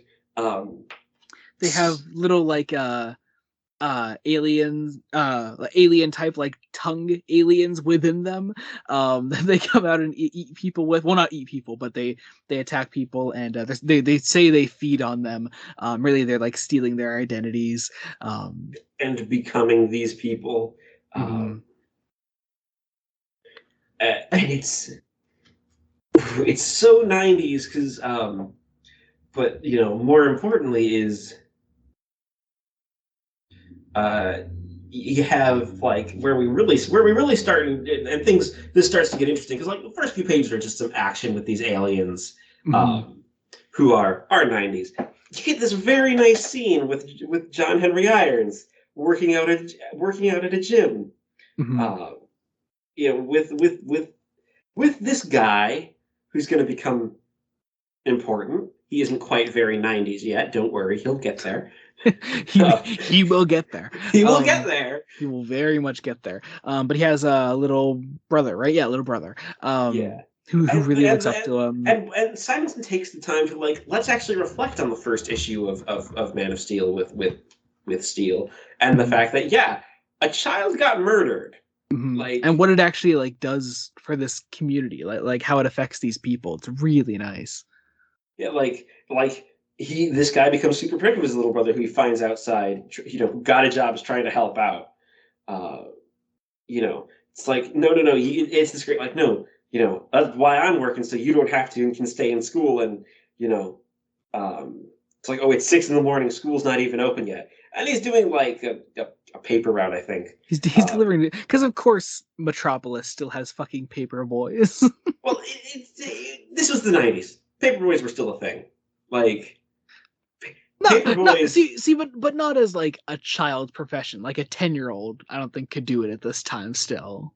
Oh yeah, no, you had to be like 13. Yeah. So Like because yeah, and there was and there this was kid's there was obviously some idea of me like maybe being a he's paper meant to be boy at one younger here point. too. Yeah, So he is a child. It's like, we get sir, another scene of these monsters murdering a homeless guy. Um We then meet back up with the landlady, this psychic person. This psychic person, who accurately predicts the future that this lady will experience great loss in the near future. which I mean, if you're ever gonna have a tarot reader in your story, you're either gonna be pulling a good omens and like they're not actually a tarot reader, or they're gonna be extremely prescient with their readings. It's like this is going to happen. It's a Yep, Chekhov's tarot reader, it is is what I'm going to trying to happen. say. Uh, Uh, so of course, the older brother here that was with John, um, he gets fucked. Which, by the way, they just fucking do. Like, I don't know why. Like, I remember the first time I read this took me aback, like really hard. I could not believe they actually went through with it and just like went at it hard. Because that lady that had the tarot reading, she is their mother. Yes, mother. Um, yes, and we go on their like family dinner then, and this guy is just late because he's fucking dead. Um, he had his head ripped off. yeah. My God, they just fucking do that. Like, They rip off his head, and, he's like, he what he thinks is that one of us is that shapeshifter armor lady is being attacked, so he's going into hell, and he mhm. gets his fucking head ripped off, and My it's God. and you know, um, and you have you have the Terrator being basically telling Steel like there's gonna be trouble. Heck, there already is trouble. Mhm. Um, So Steel gets in the and costume. Steel is like, well, Steel's also like, you don't actually believe that stuff, Mhm. but like, But you here we know, are. And the older brother here is down in the sewers with these guys. Um, and and I know we've made a lot of jokes about spiky character designs in the past, but my yes, God, this guy like, just grows more spikes than Doomsday. just starts growing knives out of everywhere, like, Which like conveniently everywhere. doesn't rip his pants off, which I mean I'm grateful for, but it's like the only clothing of his that it doesn't rip off. Louise Simonson has been one of the writers to show horny restraint, uh, unlike, say, Dan Jurgens. But yeah, it's he screams about monsters, and to add the extra layer of '90s, he's like a porcupine. Yeah, The knives shoot they out, shoot out of his body. and I think Conveniently not killing anyone here either, though. that conveniently not killing anyone. Also, we're in the underworld again.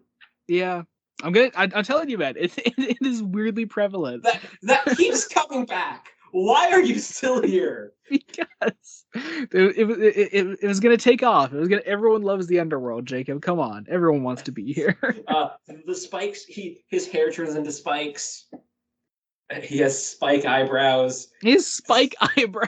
Spike eyebrows. Spike eyelashes too. Can't see him. His eyelashes. His eyes now have like points, and I think those are supposed to be the eyelashes. Uh, it's. Do we ever get an explanation as to what these aliens are? Yeah, you delve a bit more into like what they're like later on, because we do continue Bloodlines in returns in Yeah. return. But you don't really like go into like their actual backstories. So anyway, so Steel goes asking around for all this. The little brother goes out looking for his older brother, which is a nice touch. Which is it's a nice touch. Um, and he's like he's gonna find him.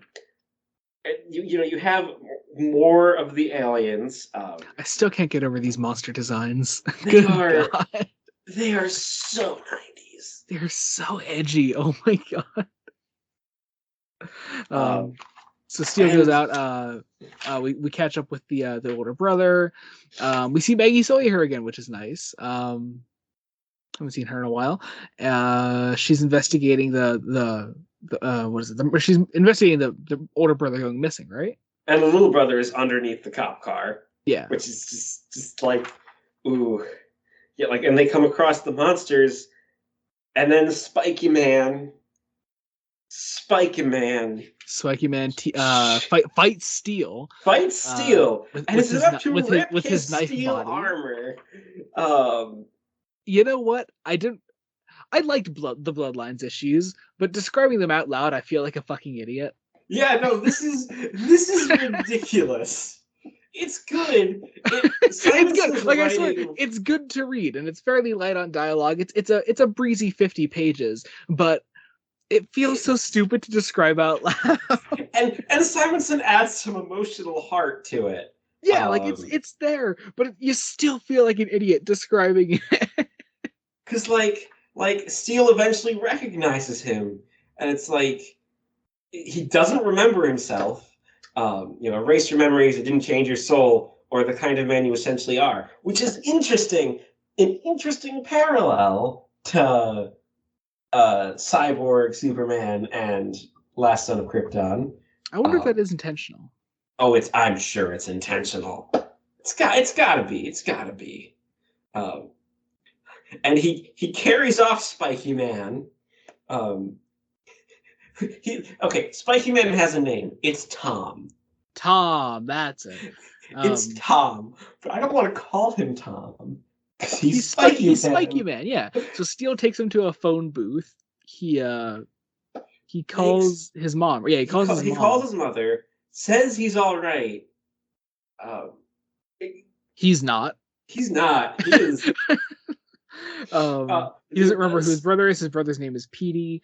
He doesn't remember who he is. Petey gets attacked by one of the big edgy 90s monsters. And Spiky Man saves him. Spiky Man. Say honestly, at the rate this issue was going, I wouldn't be surprised if they fucking killed the kid at this rate. But they did. They did. Simonson showed some restraint. I was more surprised that the kid survived. Well, even interesting. It's like, oh, he can semi-control the spikes because he doesn't hurt his little brother, which is very nice. It's like, and it's very nice, and it ends eventually on a nice note of PD being like, we're gonna take care of you, and it's sweet. Like how, but also there's this panel here where Tom and PD hug, and you gotta, like, I hate to nitpick, but I'm not sure if it is a nitpick if I'm asking how the fuck this man with knives all over his body is hugging his brother. See, he learns how to restrain them and not hurt his brother. That's the excuse that's given in the comic. That is really convenient. It's really convenient. Does Spiky Man come back? No, he doesn't. No, he doesn't come back. We continue to follow the edgy 90s monsters, but we don't follow Tom again. We need some closure on Spiky and Man. We don't even take care of his affliction. He's stuck with the spike body for the rest of his life. That is okay. Tom Taylor, bring back Spiky Man. Bring back Spiky Man. Have John Kent save him. I swear I liked it. I swear I liked the issue. It's really good. It's just hilarious to actually have to talk about out loud. You know what? It was maybe we needed that. We're about to talk about a Roger Stern issue. We're about to talk about a Roger Stern issue. This is Action Comics 689. They started putting this. What's up? 688. Sorry, 688. I don't know where I got 9 from. They are putting Superman back in the title in Superman Action Comics because there is a Superman here now. Love the cover. It says Guy Gardner chooses sides. Which is, can we just talk about Guy fucking Gardner in this issue? This motherfucker.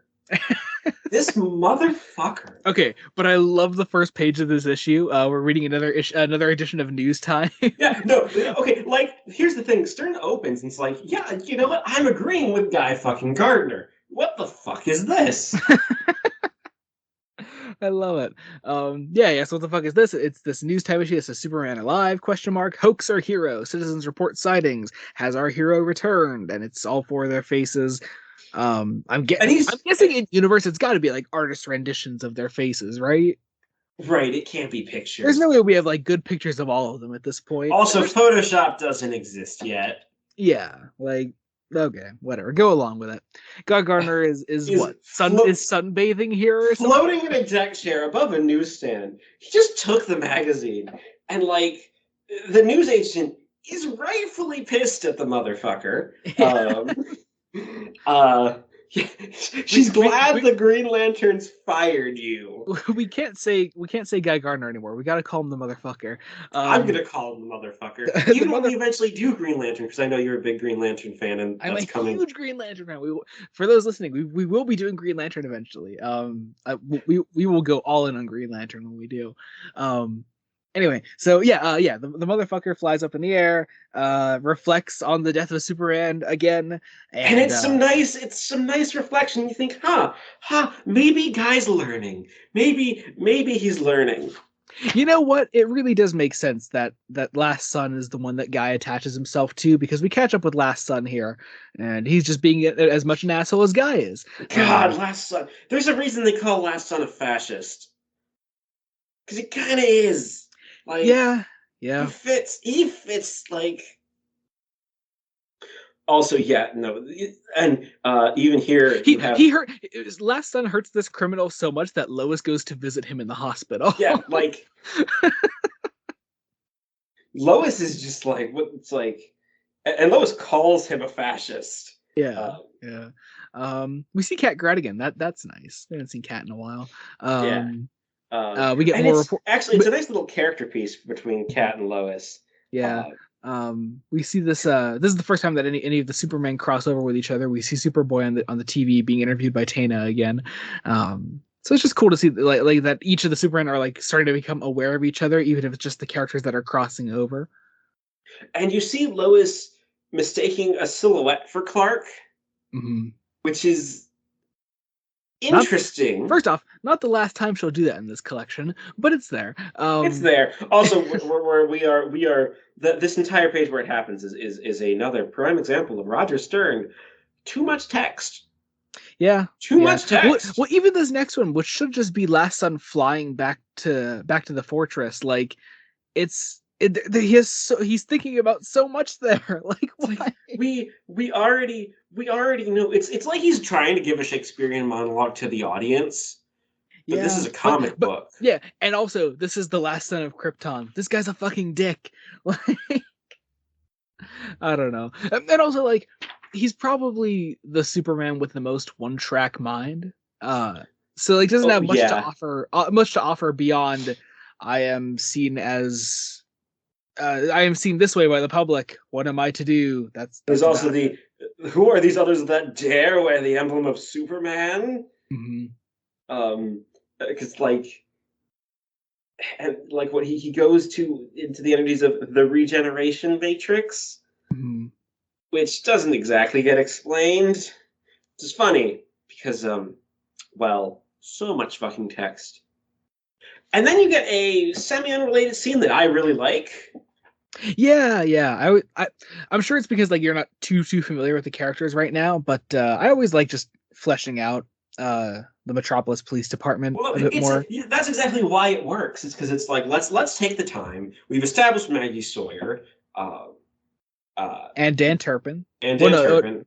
yeah, but this is not Dan Turpin here. This is Jack Casey, or no, sorry, not Jack Casey. Wait, who the fuck is that? Commissioner? Who the fuck is this? I Who is this? Who the yeah, fuck is I this? think it's supposed to be Turpin because Is it? yeah because he's now Commissioner Turpin. Do they call him that? No, wait, no. Who is he? Who is he? He's Is this Henderson? no. Who is this? Who is this? Because they mentioned Turpin. I swear Fuck. we read this. Wait, okay, wait. So it's not Turpin. I don't think it's Hen. Oh my god, who is this? Is it the? It's the other cop. It must be the other cop guy from Funeral, right? I swear we both read this. They, look, they don't do enough to necessarily flesh out him as a character, but it's really to flesh out Maggie. Yeah, yeah. Maggie gets promoted to inspector, which is nice. They reference, they reference that she's a lesbian, which is a very nice piece of representation for a '90s comic.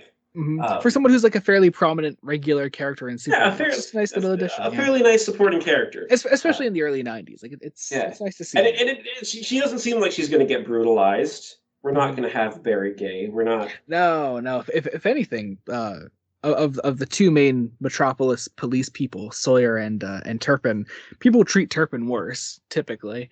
Okay. Yeah. So Yeah. So that's yeah. fine.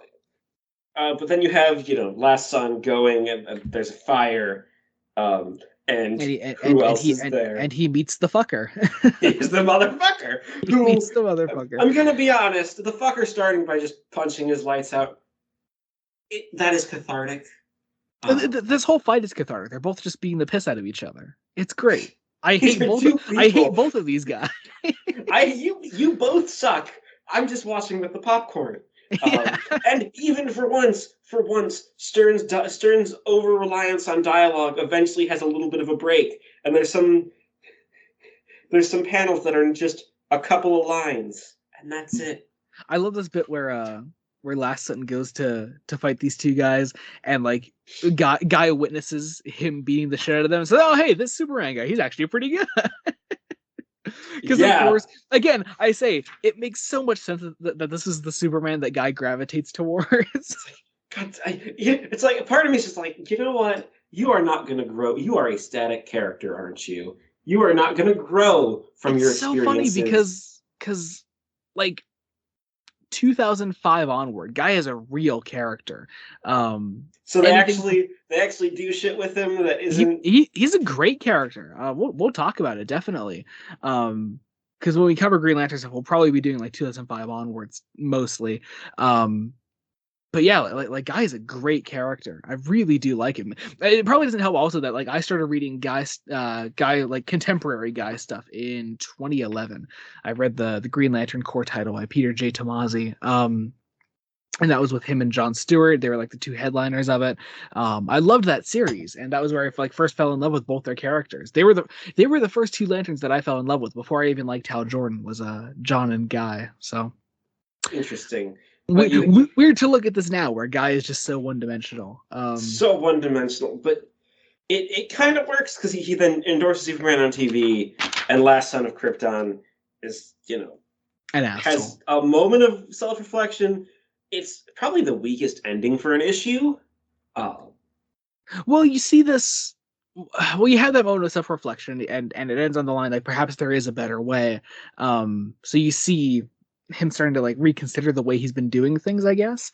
Yeah, but it comes at a final moment. This isn't a great end. It's just not a great ender for an issue.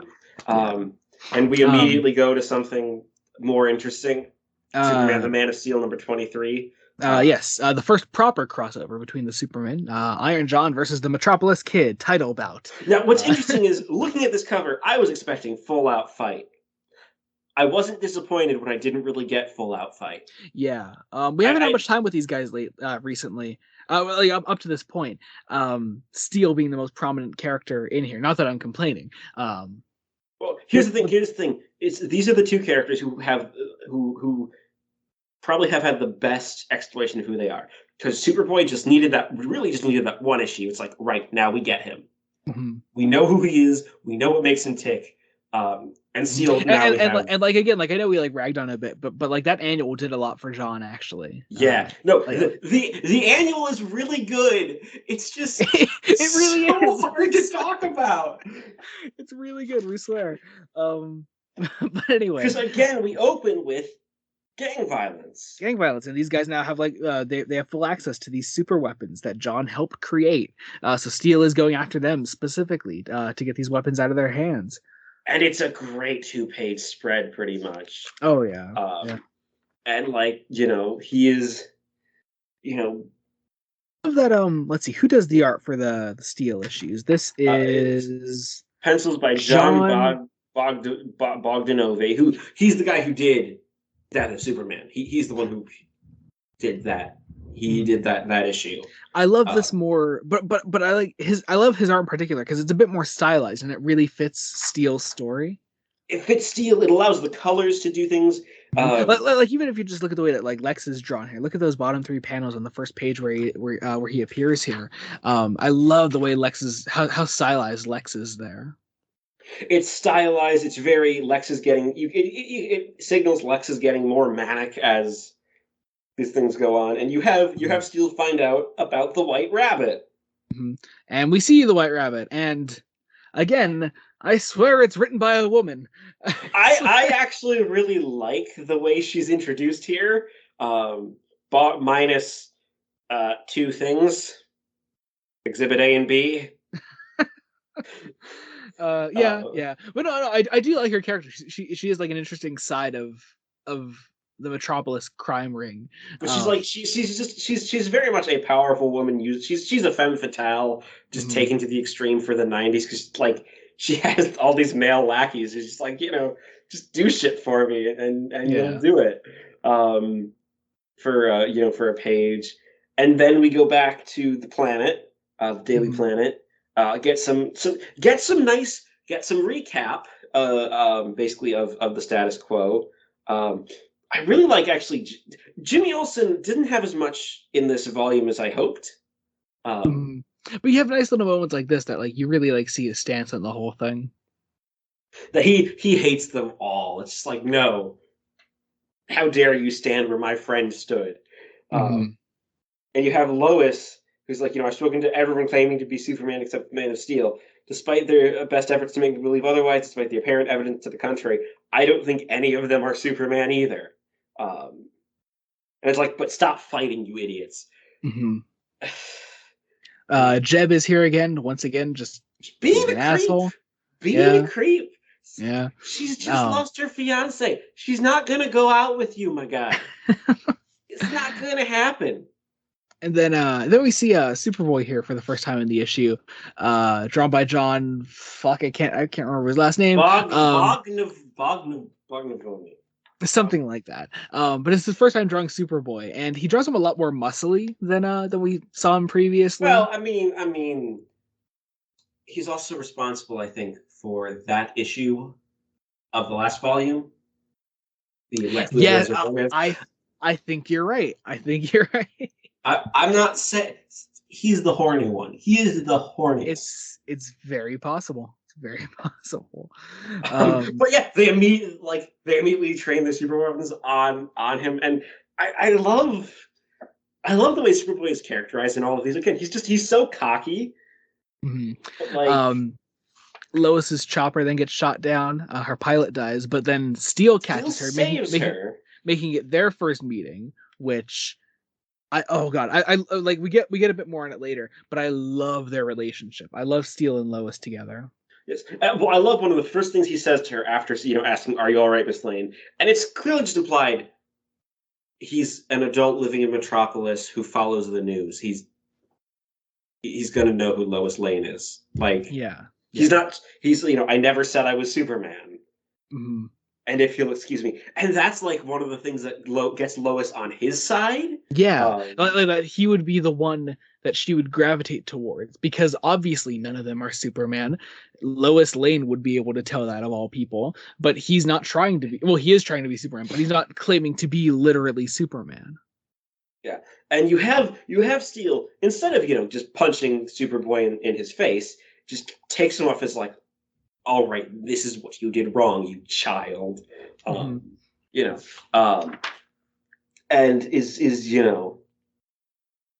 uh, it's the limelight's all yours. Enjoy it, but keep out of the shadows till you're ready to think things through, or more people could die. Um, Lois gets this great sort of inner monologue then about Steel. Um, and she says, the other Superman felt wrong somehow. This one feels right, almost like he has Superman's soul. Maybe there is such a thing as a walk-in spirit after all. Um, and then Steel meets Lex. which is and Lex is basically the devil at this point. He is making a Mephistophelian bargain Mhm. with or attempting to, um, you know, and Seal just isn't having it. Thanks for the Steel tip. then Steel then meets up with White Rabbit, who we find out that he has sort of a history with. And we learn her actual name is Angora. And, you know, they have a clear romantic history. Because someone's horny here. Yeah, Someone is. the second page with them, yeah. It's horny and it's dirty.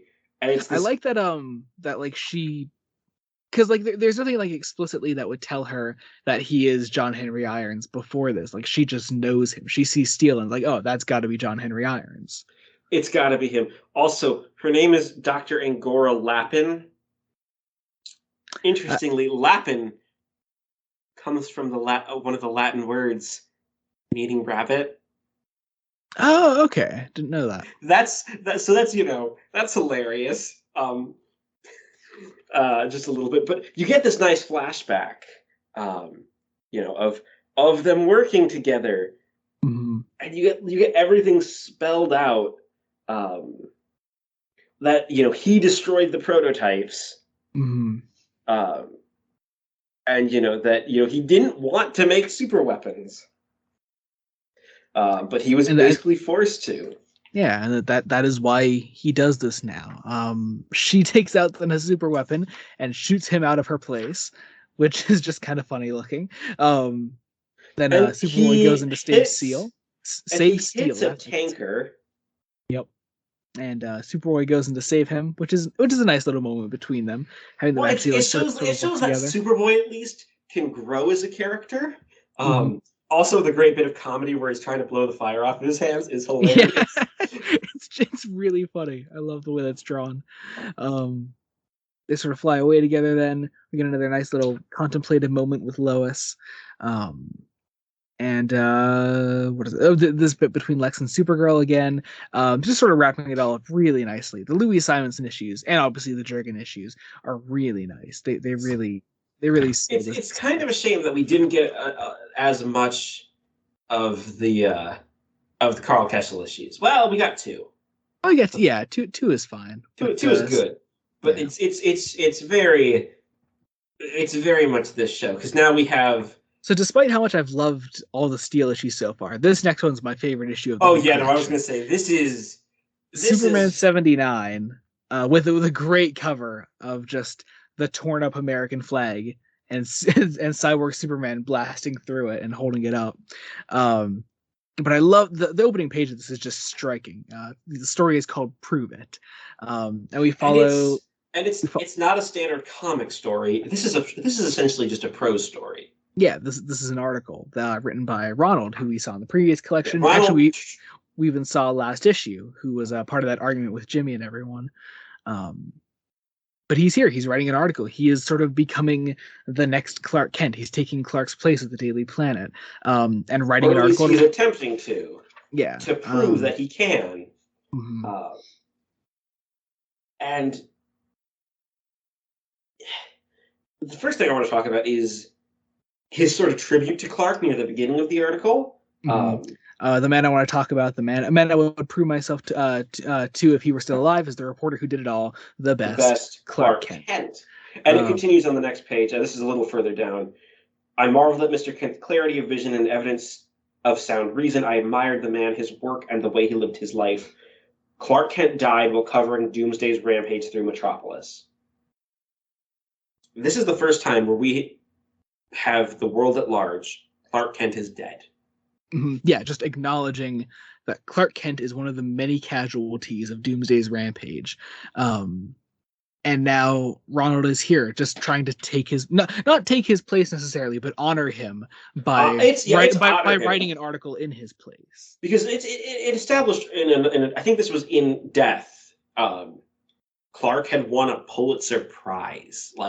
Clark was world renowned, and it's fascinating. You feel for both Ron, you feel for Perry, Perry White, editor in chief of the Daily Planet. I love this little bit here in the drawings of Clark's first piece on Superman for the Daily Planet, the exclusive on exclusive story of Superman with a cover date of Wednesday, October 6th, 19 obscured. Obscured, which is, it's fair. It's a comic book. Time doesn't Yeah. matter. Oh yeah. Yeah. Like, Just a fun little bit there. fun I little also love bit. this the page after with the drawing of Ronald between all the four Supermen and And you can feel, sorry, go ahead. yeah, you can feel, you can feel that, Ron. This is very much a contemplative piece for Ronald, trying to parse out how he feels about all four Supermen, Mhm. because his story is essentially, let's investigate. Um, let's investigate the aftermath of Superman's death, and Mhm. he started, going to, the Justice League. Um, you know, Basically they don't give him anything, so he goes to Washington D.C. Mhm. Uh, Trying to grab an which interview with basically like some Secret Service people, anyone he can see what he get. could get. Yeah, anyone that would listen. But then this guy that he's trying to interview gets attacked by these gang members, which is shortly stopped by Cyborg Superman.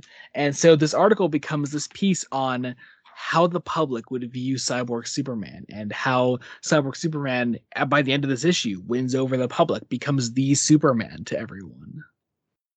And First off, Jurgens being the person to take on this story makes it really believable. As I'm sure, as as someone that is only vaguely familiar with Cyborg Superman, you could put together that obviously he's not the best of people. But just put, if anyone were to like take this character, put it someone that looks naturally evil, and make him this public hero, someone that the people at large would believe is Clark Kent, is Superman.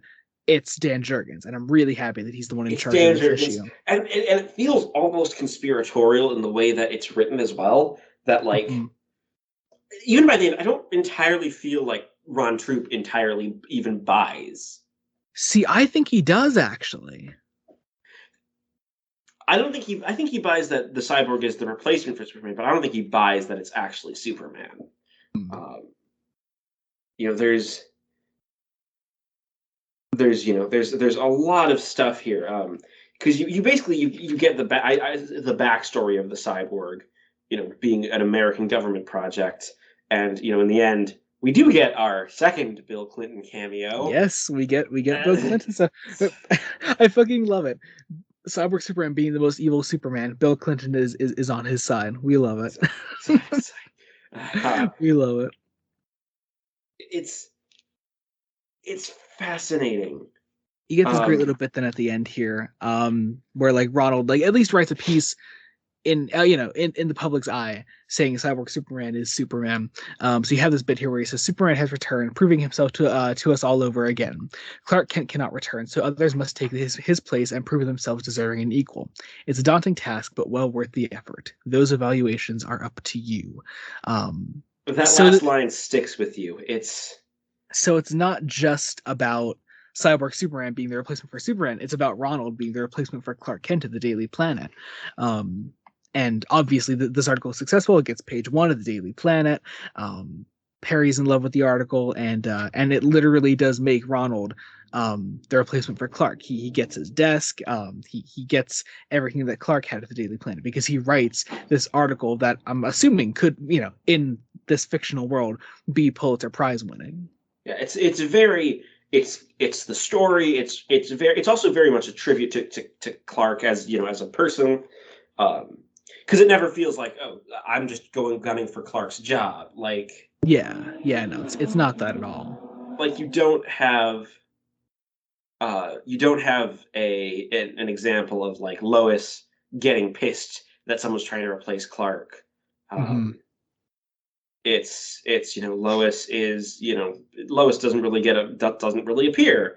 It's presumably she knows, she obviously has to accept it because that's just how the world works, and it's a really good ending sort of Hmm. just of the piece. Yeah. Um, Yeah. and it bleeds very nicely into the second annual of the Hmm. collection. Yeah, the second Bloodlines annual here, which is our annual for Superman, so it's written by Dan Jurgens. Um, okay, so I think the mistake we made last time going over the Bloodlines annual is we just sort of went into too much detail. Isn't maybe the best plan of attack for the Bloodlines issues. So let's try to quickly skim over this mostly. Well, Um, there's some things in detail that I do want to cover a little bit, just because I think they're really good.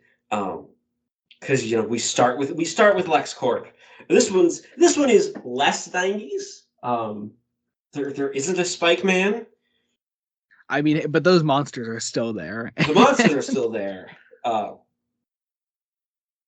but you have stuff being dumped into a landfill, including the dead body of the woman Lex killed.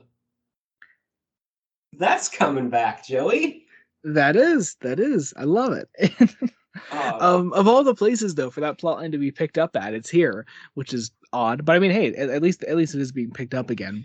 it's picked up again, and I like the way it goes because so you have, um, you have the cyborg saving some people, um, and he comes across essentially some victims of the aliens, um, Mhm. who are in a massacre in the underworld because of course that's coming back too, um, and you some interesting wounds, um, and then you eventually get to the evening where just I think he's like just supposed to be a security guy. Yeah, I think he's just like some kind of guard Is a there. security He's guard attacked by one of the edgy '90s monsters, and wow, with that's some fucked up. yeah. That is just really fucked up. Though it's probably the most graphic that this whole story has gotten so far. Yeah, it gets It's really really graphic. graphic. This is where Yeah. we get edgy '90s like grim, like just gore and guts, um, Hmm. and like it slurps it with its second mouth, Hmm. uh, before um like before it takes the somehow I don't Some entirely get what happens, Joey. how the lady that Lex killed comes back. I think her name's Sasha. Like, Hmm. is it alien DNA brings her back to life? I think. I think. I honestly, I don't know. But her eyes open. We follow her inner monologue. We go over to Lex Corp. We're Uh, Henderson. yes, we have Hunter. Okay, so it definitely was. It had to be It, it Henderson. had to be Henderson. Had to be Henderson. I'm gonna go with Henderson there. So, so we're at Lex Corp. I love the way Lex is drawn in this issue because he's just like he's so charming, but also slimy bastard Lex. Yeah, slimy bastard. He reflects on his murder of a totally innocent woman. Little does he know that it will come back to haunt him When here. when talking to like her father. That's right. It is her fault. Yeah, Oh, wow. her Okay. dad. Yeah, Wow. Lex is this total psychopath. Uh, Yeah. Yeah. And he just reflects on how he like wrung out her neck. Yeah, that's great. yeah. Um, like so the body comes back. The body showers itself off, and then takes the form of this other woman. Uh, and it's very surreal because we go Hmm. into this interesting body snatchers plot where it steals the identity, of this woman, wears her clothes, um, leaves her in a tracksuit on the locker room floor, Hmm. uh, while Cyborg Superman is trying to be figure out how to be trusted, and uh, is interestingly like, Henderson will take Luther's help, but not mine. Hmm. Uh, he believes I might actually be a threat. Why? Um, well, it's because you are a threat, Cyborg. Yeah. Uh, Yeah. he breaks into Lex. He sort of breaks into Lex Corp, uh, and they're trying to sort of analyze data at the crime scene. you get the sense that Luthor wants power. Luthor doesn't just want to see random people killed. Mhm. Even Like though he just killed even though random he killed a person, random woman, uh, but like still they can't tried get to do over some that. Love it. investigations, and that woman, you know, is talking about how she needs to go pick up groceries. Uh, runs into someone that she knows, um, and this woman Mavis immediately is like, "No, you're not my friend. Who you're wearing your clothes and that's your car, but who the hell are you, lady?" Yeah. So we're Um, gonna assume that she's talking with a totally different voice here. I think I'm it's a assuming. voice. I read it almost as like, "How are things going with that new therapist of yours?" Nobody opens with that. What? Yeah. Like who talks like that? Also, I gotta say, I really don't like the art in this issue. I think Cause you it's because you have that bit where like the she runs into the lady at the store there, and or at the what was that Jim. the gym, that's it. And then afterwards, like you have this really weird panel at the top when we go back to Cyborg Superman. What is with that lady's face? Her like nose comes into her other eye, and you can't see her other eye because the nose is like protruding out that far. It's really weird. It's weird. This is weird, weirdly drawn art. Yeah, Um, I'm honestly not a fan of it. but it's interesting because like this body swapper gets into a gang fight. Um, doesn't get hurt, is confused.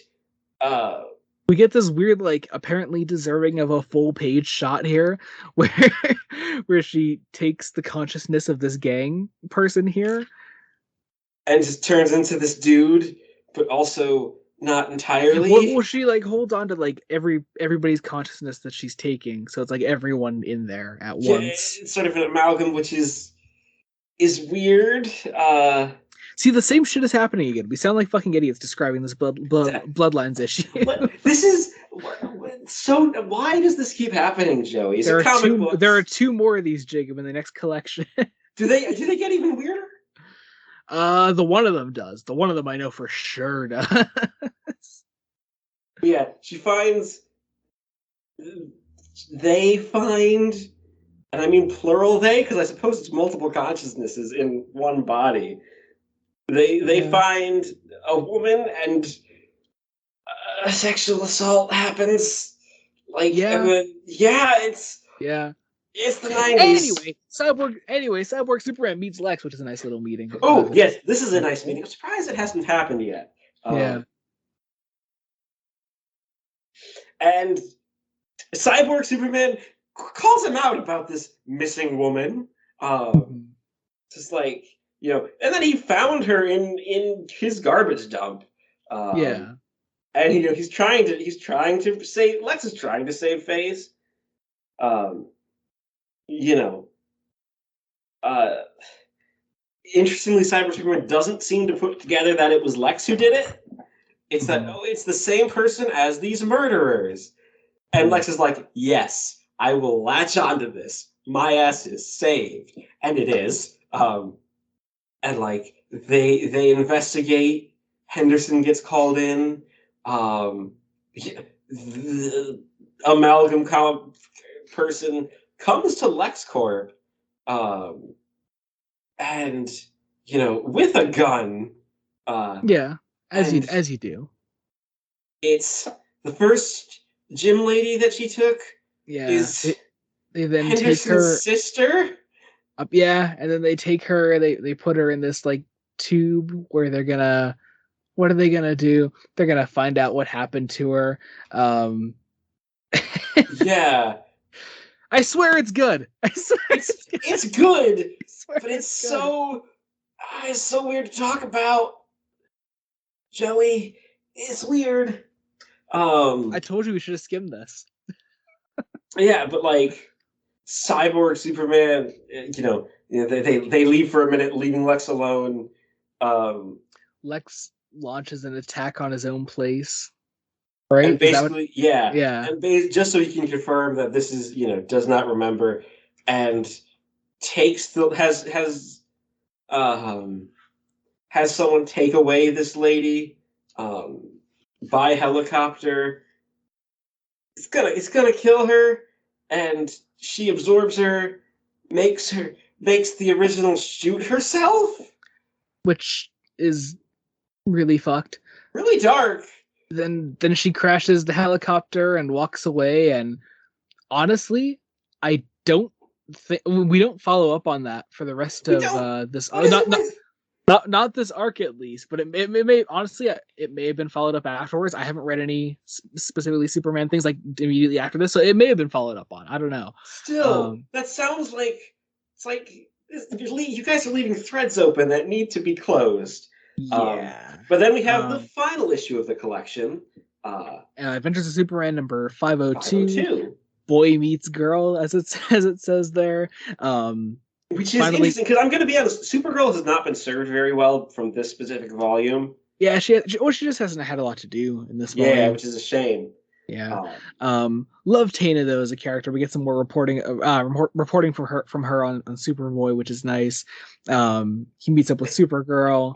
And you have this great first spread of him holding up a car while she's holding up him, and it is, it's an interesting little thing. It's like what the story you would have demanded if we hadn't thought of it first.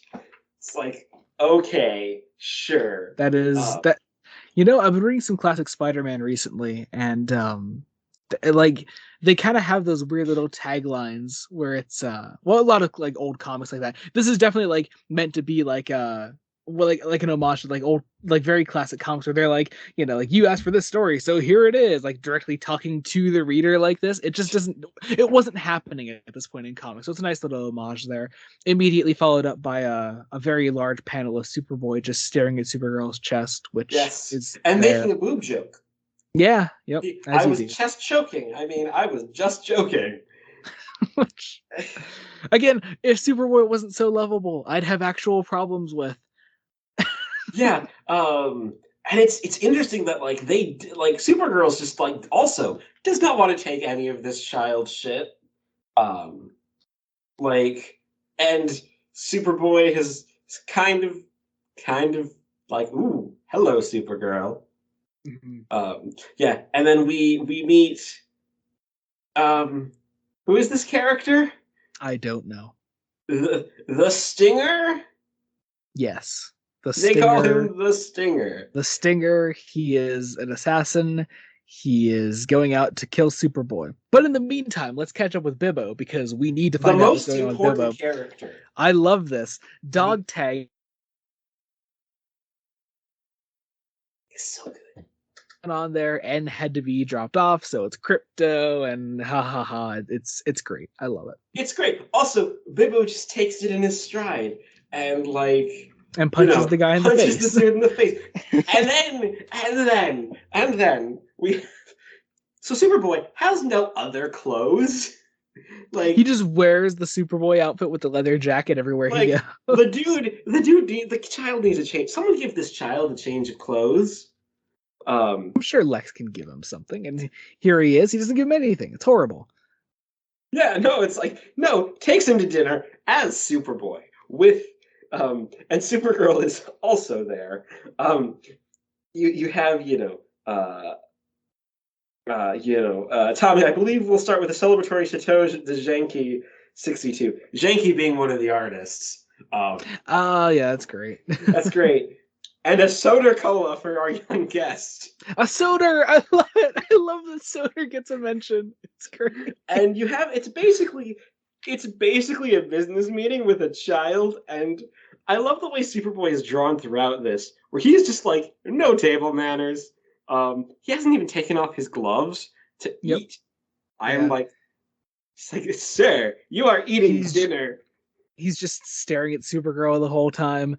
They're trying to get him on board with them so they could like exclusively report on him instead of him being with GBS. But he has to go take care of something.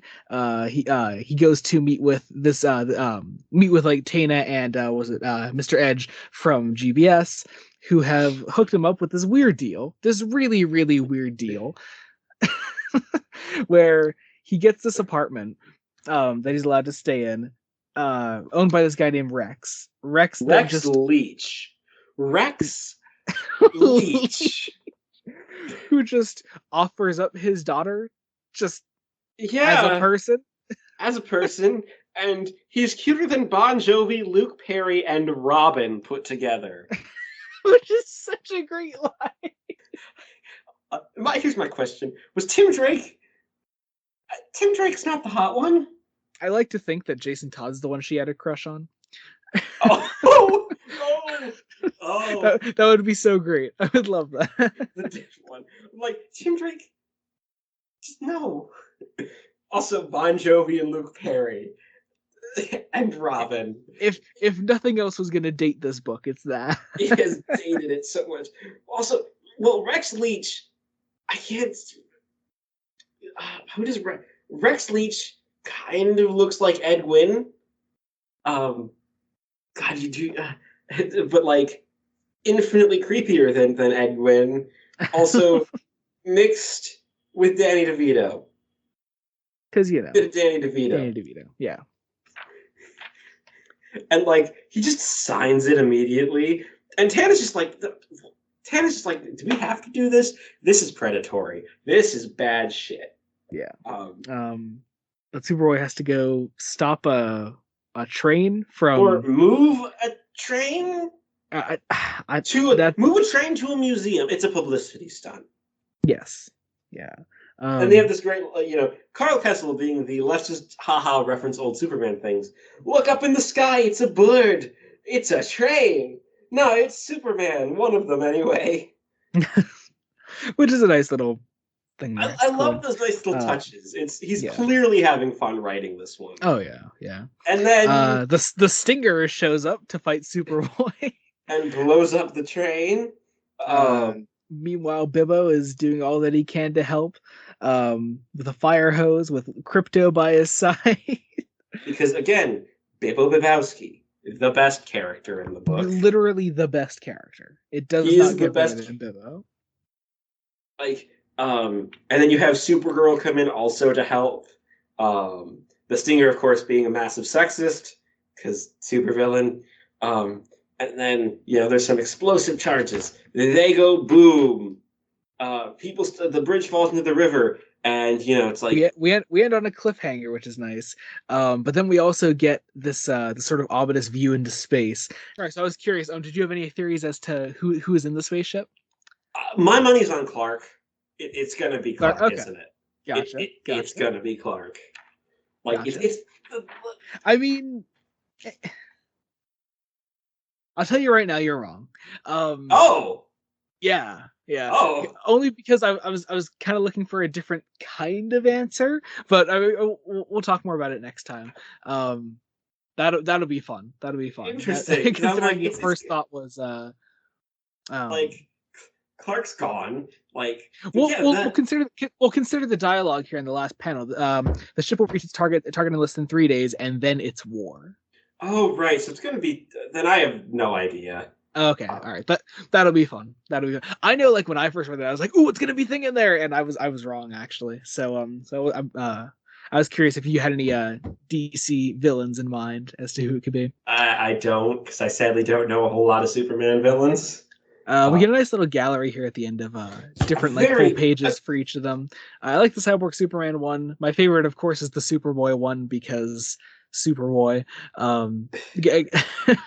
Again, just these really nice sketches of the different Supermen, and the nice concept art, and that's the issue. That is Reign of the Superman. So you said it was your favorite so far, right? I think this was my favorite. Like, it's still not amazing. We aren't reaching like. See, I really like it. It's the Stern issues. It's whenever Stern takes over.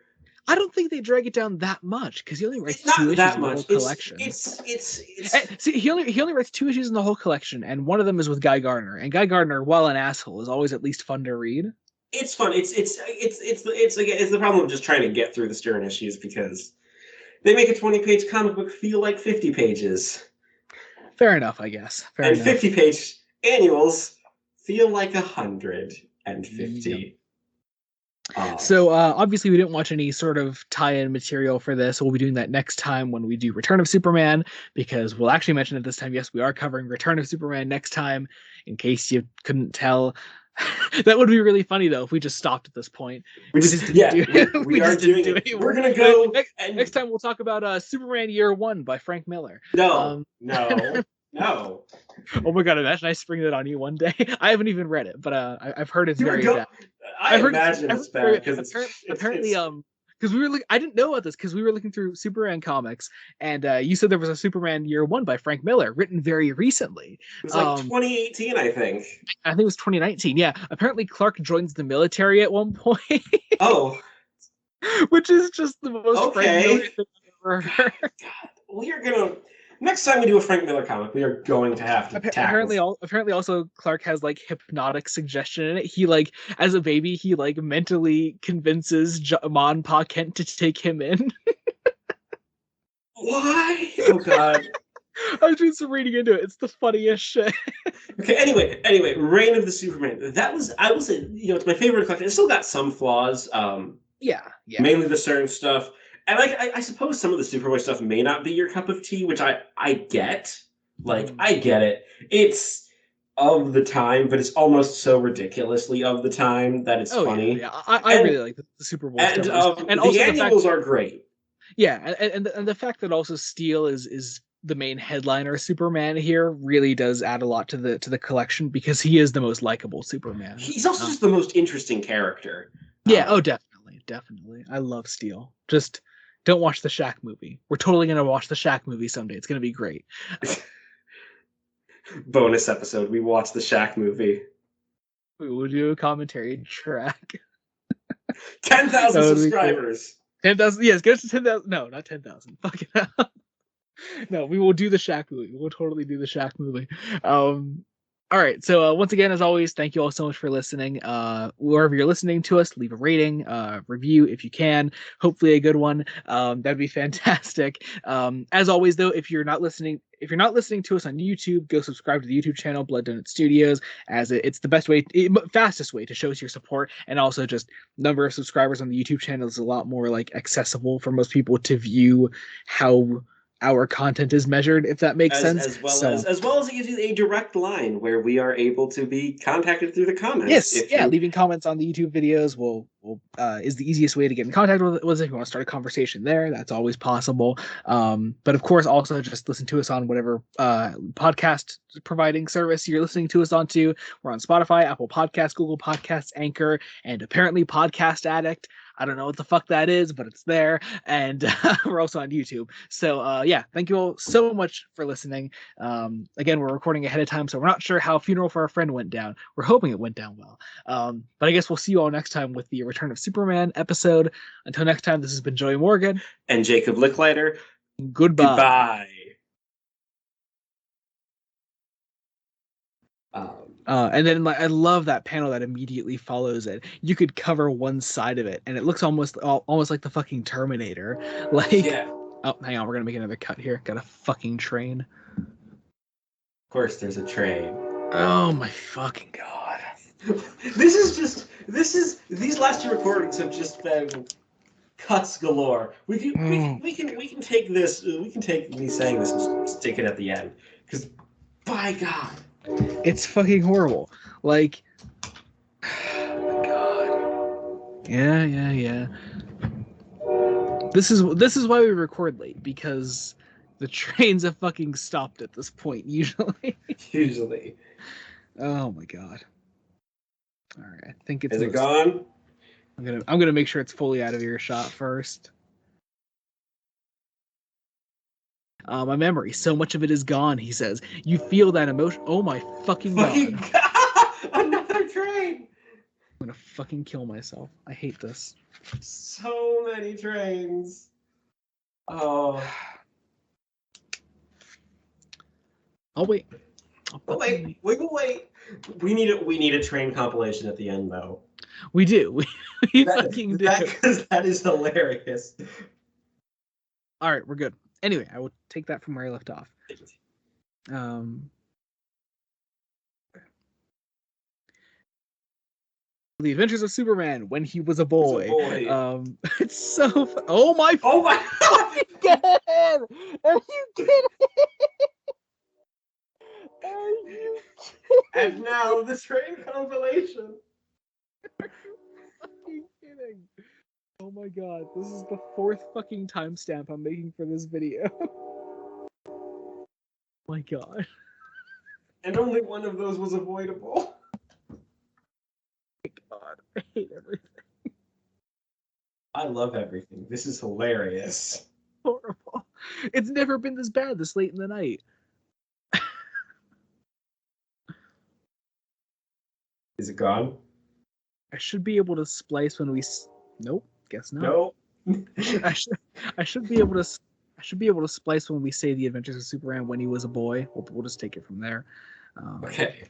Then we'll get into the actual issue. I fucking god. I hate it. Fucking hate it. You know, it says we just hit an hour in the episode. It's gonna be like fucking 50 minutes so far.